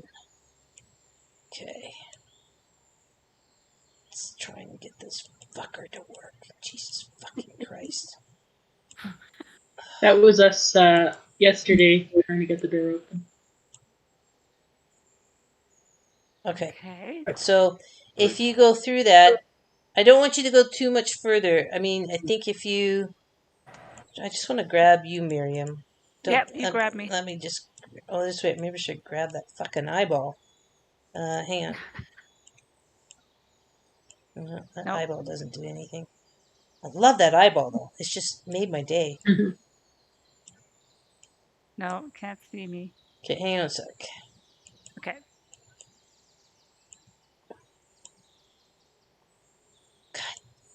Motherfucker. Damn it. Come on. Come on! Come on. Tell me if you see anything different, Miriam, Let's okay? hope I can right see now. this. Nope. Can't see I anything. can see the skull in the door. I can see the gray outline of a room in front, but it only is illuminating the tiny room we're in. And you guys can't see Miriam. Nope. But if I drop my token in, as opposed to you dropping the token in, that might help. Try it. There you go, it's lit up. Oh yeah. Why does Yeah, that that do lit it? I don't know. Okay, I don't know why. let's hold you guys back. Let's do holding at the door though. See Okay. if it remains open like that. Oh which no, is good. it turns off. Okay. Sounds great. Let's get you And then in as this. soon as Okay, keep the Nari dog goes out. in, Nobody else going except Aw. Miriam. Everybody else stay out okay, for a second here. Okay. I'll Okay. go back out. No, I want Miriam and. Oh, you want Miriam in? No, just wait. Hang on. All right. It seems like for some reason Nari is the key. Because I'll have to check the tokens and check all this. I'll have to double check all this dynamic lighting and tokens settings and stuff like that. So, okay, as the door opens, that weird skull thing opened and goes into the ceiling. I want to just show you what you see. Right, you see another slab blocks. So you see a hallway. There's another slab door at the end of the Okay. hallway. It has an iron lever set into it. Let me just show you what that looks like. Okay. Okay. And then it has a nether skull. Exactly the same. Okay. And so, another slab blocks the hallway 20 feet beyond the first door. Iron lever is set in the door's surface with the red with the red stone skull. Well, it's not stone skull. Red skull leering down from above. I've changed some stuff. So this red skull is there. The lever is next to it. Exactly. You guys, can you guys even see that? Yeah, I can just see it. Yeah. I'll move it down a little bit, but And it's where on. did It's the on the other- door. And the other skull went up. This other skull went up into the door, up into the ceiling. Happened to my Eco. Eye. Oh, your eye was embedded in that skull and went up with it. So I've lost it then. Unfortunately, you might have. Can we get it? It's up in the door. That's How far now up? inside the ceiling. Is it embedded in the ceiling or? It's embedded in the door, and the door has shoved up into the ceiling. Oh, It son opened. of a bitch. Okay. Okay. So you guys are standing at you're not in the room yet. I want you to see the room because there's a timing thing that will happen. Okay. Okay, so you guys have a chance to stand at the portal of the door before going into this room. So role play whatever you want to do before you want to do your next actions. So you have a chance to talk about this in character. So I look at Nary and I said, "What the fuck? What do you think?" I've got one hand, I've got the arm that's not holding the shield raised up towards the ceiling where that door's gone and the skull. I'm like, come back! It's like, come back! Hi, Mika, I need come here. I'm trying to beckon a magical item. So, is there a way I could try to haul that door down to get the skull? I just want to pay with the eyeball gift, but whatever. What are you guys doing? So you guys want to try and get the skull back? Well, here's the thing. Okay. Do we think that the other skull is evil? Does it need to undergo some sort of conversion? Or do we think it's a key in its home? Who knows? And do we all need to be inside this room when that lever's pulled? Is that pulling the lever going to pull a trap? We all stay outside of it and one of us go in? I think what maybe we do is send the mage hand in. Yeah, Why that's don't we send the mage hand in to pull the lever? That's a good idea. So we all stay in the other room? Do we stay just this side of... yeah. Stay just this side. Here. Yeah. Charles, my friend, you send Squiddy to go and pull that lever? Yeah, what's the range? Make sure you let me know what the range on your mage hand is. We really need to know that. Where's Skull? Yeah, let me grab your squid. It says 30 feet. Yeah, it's 30 feet. Okay, great, because that hallway's 20. You got your squid. I'm only putting my token in there so we can see it, but I'm actually behind the door. Sounds good to me. Diddly diddly doo. Okay, so you're sending in the skull thing, the mage hand. Okay. Yep. Gonna pull the lever. Everybody's ready. All right. Mage Oh, hand wow. goes. The tentacles are trying to grip, but they're going through it, and they can't Oh. get a grip. They just keep moving through it, like it's not there, or like passing through it, like it's. What's the word? Ethereal or something like that. Hmm. Do you want my pupper to try? I was Send thinking. Bliss. I was thinking about Somebody taking did my. something with a whip, so I don't know. Sorry, Or I do was do do trying to do do. see. Snap that whip. Do do do do. Hit your mama's So something. sorry. Do do do do do. I meant Crack to. that whip. So whip it. I was trying. Licorice whip. Whip it real good. I feel good. I was trying to figure out what the range of my whip was. See whether I could whip it, grab the handle, and haul on it. But it doesn't say the range on the whip. Uh-oh. No Debbie. No Debbie. No honey. It's not time yet, Where? sweetie. I, Well, it's a I've, melee weapon, so you gotta be within 5 feet. I've got Okay. foot, which is 30 foot. All right. That's a cantrip. It's a cantrip. Yeah. Why don't you try that? I don't know, covers the floor. Your command towards a creature in range. Makes a melee spell attack against a target. It's not a creature, it's a lever. True. Yeah. It does say if I do hit it, it pulls the creature up to 10 feet closer, so it's used to pulling things. Yeah, that's true. Tell you what, because it's a thing, we will roll with disadvantage, not a creature. Okay.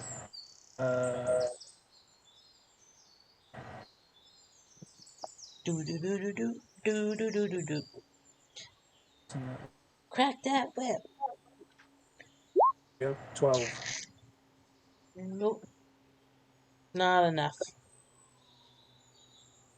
In fact, it sod looks it. like the vines don't even hook onto it or anything. They go through it like it's ethereal. I don't even know if I'm saying that right. Ethereal. Just say to Miriam, stay there, and I'm just going to walk forward. Oh, hang on. No. Hang on. So if you're just going to walk forward, as you get to the middle of the room, this is important. The skull's jaws creak open, and a skeletal hand holding a crystal hourglass timer emerges from within. And with a click, the timer rotates, and the sand starts trickling down the globe.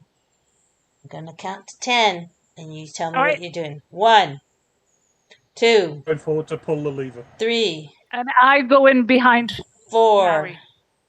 Put yourself where you're going to be. 5, 6. Where's 7, everybody else going? 8. Well, if you're going, I'll 9, go. 10. Okay. The lever gets pulled by Nari. You reach it. It tingles on your hand, Nari, in a very odd, discomfortable way. Did that work? Oh, hang on a second. What? I don't want the spinning globe. I don't want that. Hang on. Bleak. You guys all, the lever releases the trap. You fall down into a pit trap. You crash down a 20-foot pit lined with poison spikes. Yeah, I know. Let's see here. I need Nari to do a dexterity saving throw as the player who pulled the lever. Oh. Okay, so that was to see if you were able to hang on to the lever and avoid falling. But you weren't. You go down to drink with the rest of them. Plop, plop, fizz, fizz. Oh, what a relief it is. Each creature falling into the pit takes 2d10 bludgeoning damage and is impaled on 1d4 spikes, which each deals 1d6 piercing damage and 1d10 poison damage. So each of you, we got to do this one at a time. Okay. One at a time. We're going to do Nari first. please, Nari, roll 2d10. And if anyone has any resistance to damages, definitely check your character sheet to see if you have any resistance to bludgeoning or that sort of thing. Okay. Then roll 1d4 for the spikes. Oh, sorry. Sorry, my mistake. Roll a 1d4 to see how many spikes there are. Oh, wonderful. 4. I know, eh? Holy shit. So each spike is going to be dealing 1d6 of piercing damage. So you're going to roll 4d6, please. And 27 then points of damage. 1d10 for poison damage.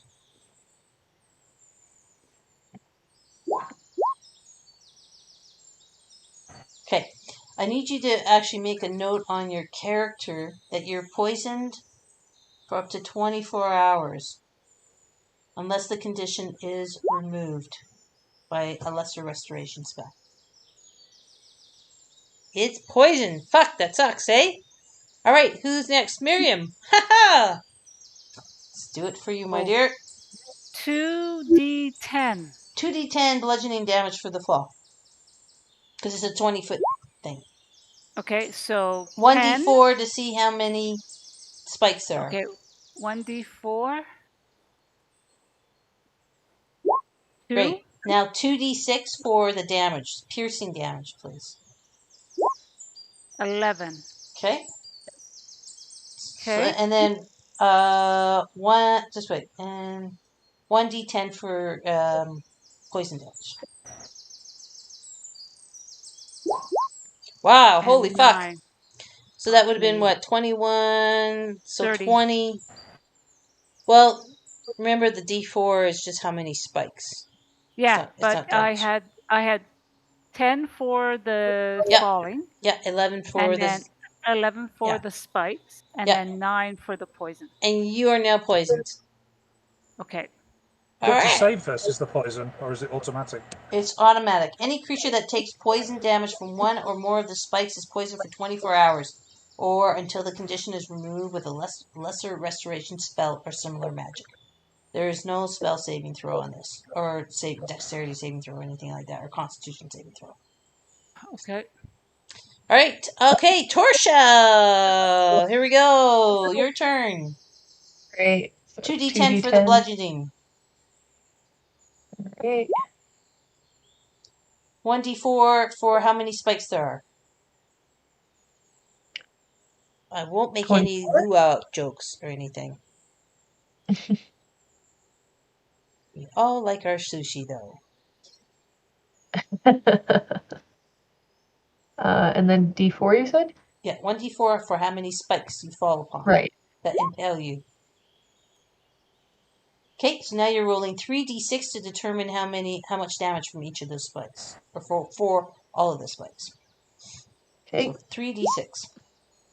Hey, that's not... Well, that is not so great. Okay, and then a 1d10 for poison damage.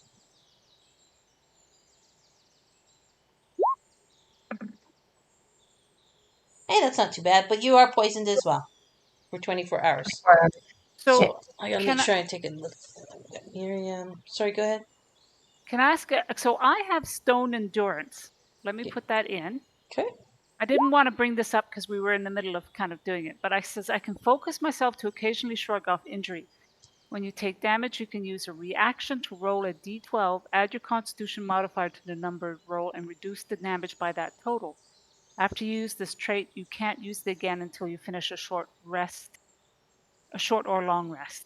Okay, go ahead and use it. Can I use that for the total? Okay. Yeah, roll 1d. Do a d12, right? 12? Can you roll a d12? And so 9. you're only taking 21 points, but you're still going to remain poisoned. Yep. Okay. Yep. So and make sure you mark it off that you can't use it again until a long rest or short rest. Yep. Boy, that eye's freaking me out because you guys can't see it, but it's looking right at me. Okay. All right. So let's just have the people that didn't get dumped into the pit. Oh, sorry. Something else about that. Hang on. Diddly diddly dee. The pit goes down. Sorry, you cut out. Yeah, that's fine. I'm just kind of reading here. Yeah, okay. The other door by Lazlo stays open. And it's only because you guys put that good magic eyeball into it that it does stay open. So Lazlo's okay. Lazlo door stays open. Lazlo and Tagani and Sopai can see what's happened, but they are okay.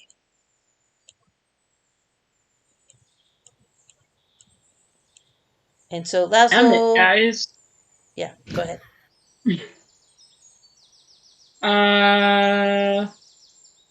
I'd ask if you're okay, but it doesn't look great. I'm going to look at Miriam and Torshal and just kind of shrug and go, oops. Sorry, guys. I can help with the poison, though, if you're feeling sick. Yeah, and I can also help with the poison as well. So let's get out of here, shall we? Yeah. Is there anything around the spikes? I mean, on the floor or at that level? Because we're going to need a rope to climb back out. But before we do, is there anything that you can see? We'll do a perception check.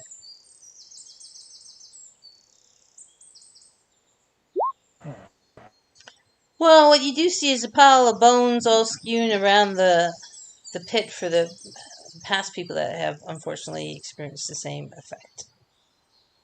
Now, I do have rope.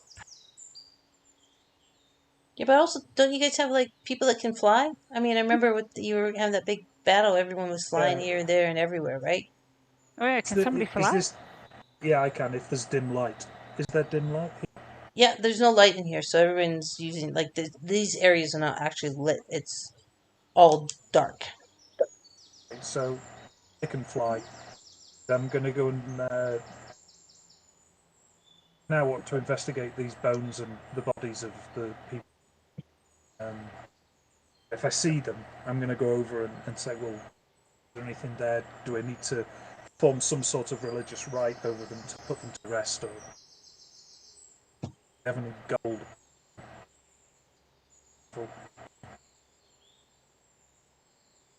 Okay, so like, are you investigating them? Are you gonna roll a religion check to do the religious rite? What did you want to do?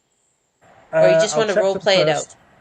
first. I'll do the investigation check first to see if they've got anything useful on them. Okay. Then I'm going to do a religious check over all at the same time before leaving. Okay.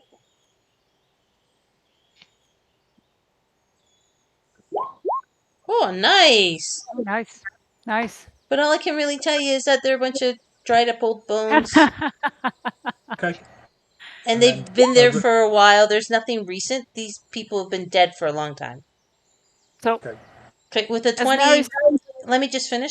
So there's the 20, as you roll a 20 for when you're doing your rites over touch to them, you hear a moan and a sigh from the bones. And you feel, although you've been hurt and whatever, you feel a sense of lightness that comes to you as you complete the religion, almost as if you've released the souls to allow them to pass on. So that's really cool. I'm now content that at least I've done right by them, if not by my fellow group. Yeah, and I'm going to give you a second inspiration, Nari, because that was really cool. And just remember, in case sometimes I reset inspiration, but we haven't really used it today. So anyway, you have 2 inspirations now. That was a nice touch. Okay, sorry, Miriam, you were going to say something now? Yeah, as that's happening, Miriam gets up, takes something that's impaled on her, takes it, drops it, and I'm fine. I'm fine. I'm fine.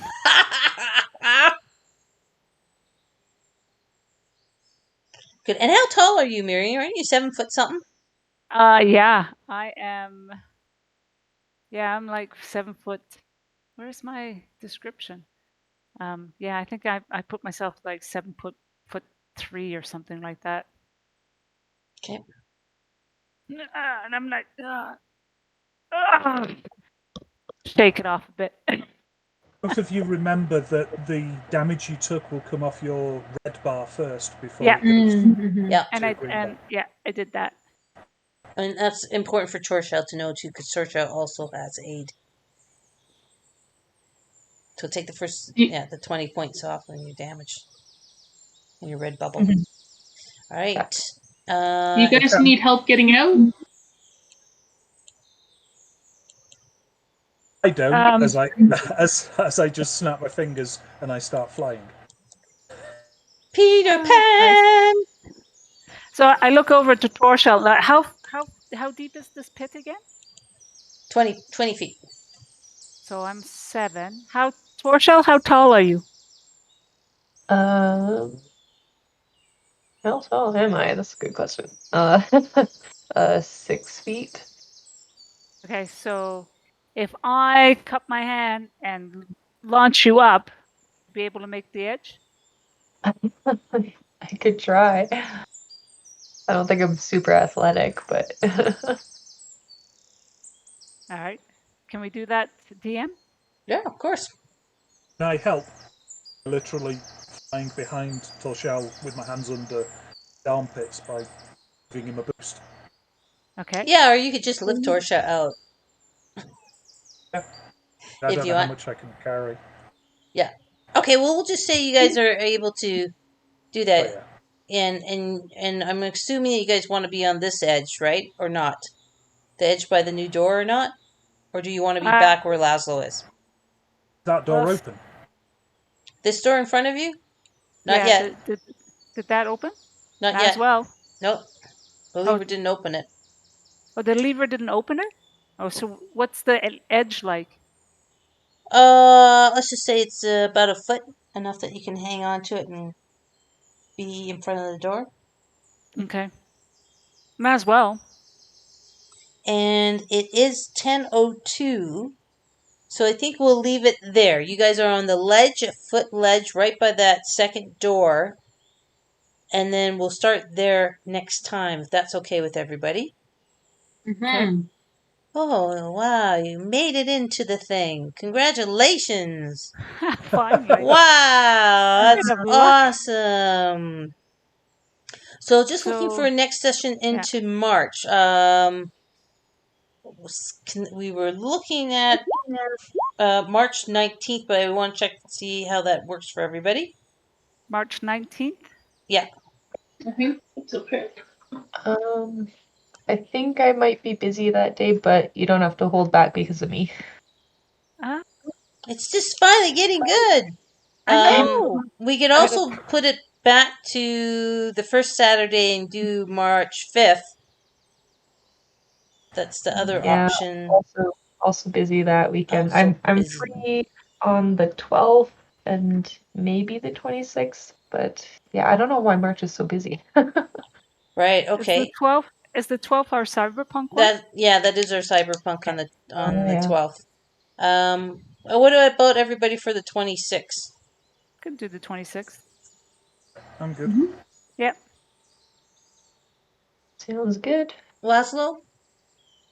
Yeah, I think that would work fine. Are you sure? 26. Okay. Well, I can give me 1 second. The calendar, I've got wired headphones. 1 sec. Sure.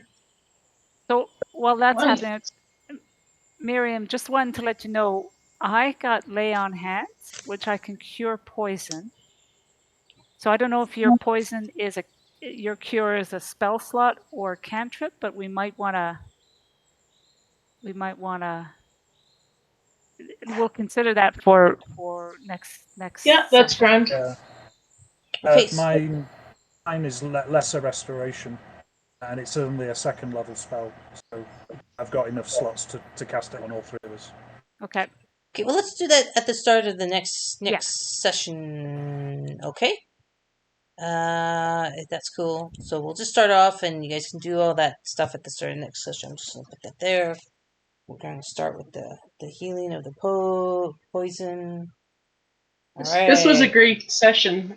That was a great session. It was a lot of fun. Really? Yeah, I had a blast. Bored out your minds. Although No. that freaky eyeball certainly made it interesting. We got some cool character development. We Yeah. gotta, think about what we would be doing and reacting in different things. It was good. Okay, good. It gets better because now you're in the front door. Because all that other door was just the fake door. This is the real door, and it's kind of funny, right? So, and also I've been changing a lot about if anyone guesses what this module is. Like I've totally changed everything so that Don't bother looking. yeah, don't bother looking because I'm totally Oh, God, changing no. everything. Except I gotta figure out this fucking dynamic lighting though. It's pissing me off. Anyway, but Sorry. no, go ahead. When is your cyberpunk one? If I wanted to listen in. It's gonna be March. What is it? What did we just say? 19th. March 19th. 19th. And Okay. they're right in the middle of a No, battle no, too. no. Oh, Sorry, that's right. it's March 12th. March March 12th. 12th. There you go. March My 12th. apologies. At what time? 6 o'clock. 6 o'clock. Okay. Yeah, and I'll send you a message in Meetup with the link, or else you won't be able to find the game, because it's not public to everybody. Or I'll just add you as one of the participants. I was just gonna very creepily listen to the voice channel, but I mean, sure, actual legitimate access is good too. I'll be streaming it. Yes, she'll be streaming it. Okay, cool, perfect. And they're in the middle of a shit fest right now. They're in the middle of a firefight. These guys, holy smokes! They got ceiling turrets firing on them. It's just it's crazy. Someone's hiding behind a fridge door. It's just nuts. And someone and I'm down. And John's and I'm character hiding under a table. Yeah, and I'm sure they were delighted having an arts and crafts and nappy time session. Then they needed a break. The thing is, Anna already cut someone's heads off, and it's rolling on the ground all bloody. It's getting real, man. Oh yeah. Seriously, getting real. All right, so yeah, anybody have anything they want to mention or say, announce? Otherwise, we can wrap it up. Just for my stream, my next stream is going to be on Tuesday. Probably I'm going to be doing some more of my Cyberpunk 2077. I'm streaming the new updated game to see whether or not I can learn to like it a bit more. I was a bit disappointed, but I'm trying it out. So if you want to check that out, Tuesday, 7 o'clock Mountain Standard Time. Awesome. Yeah. Okay, cool. Can you guys hang on a bit while I wrap up? I just wanted to chat with you offline. Let me just...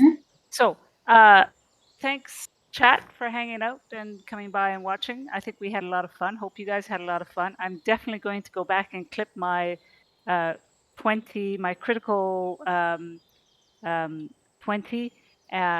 Take care, Sheffy. Thank you for dropping by. Thank you for your Doritos. And, oh, there's that fucking eye. The star of the episode, the all-seeing mad dog eye. You all take care. Give me your viewers a little fun. I know. So I wanted to ask people. Here, I'll stop recording too. Let me stop it.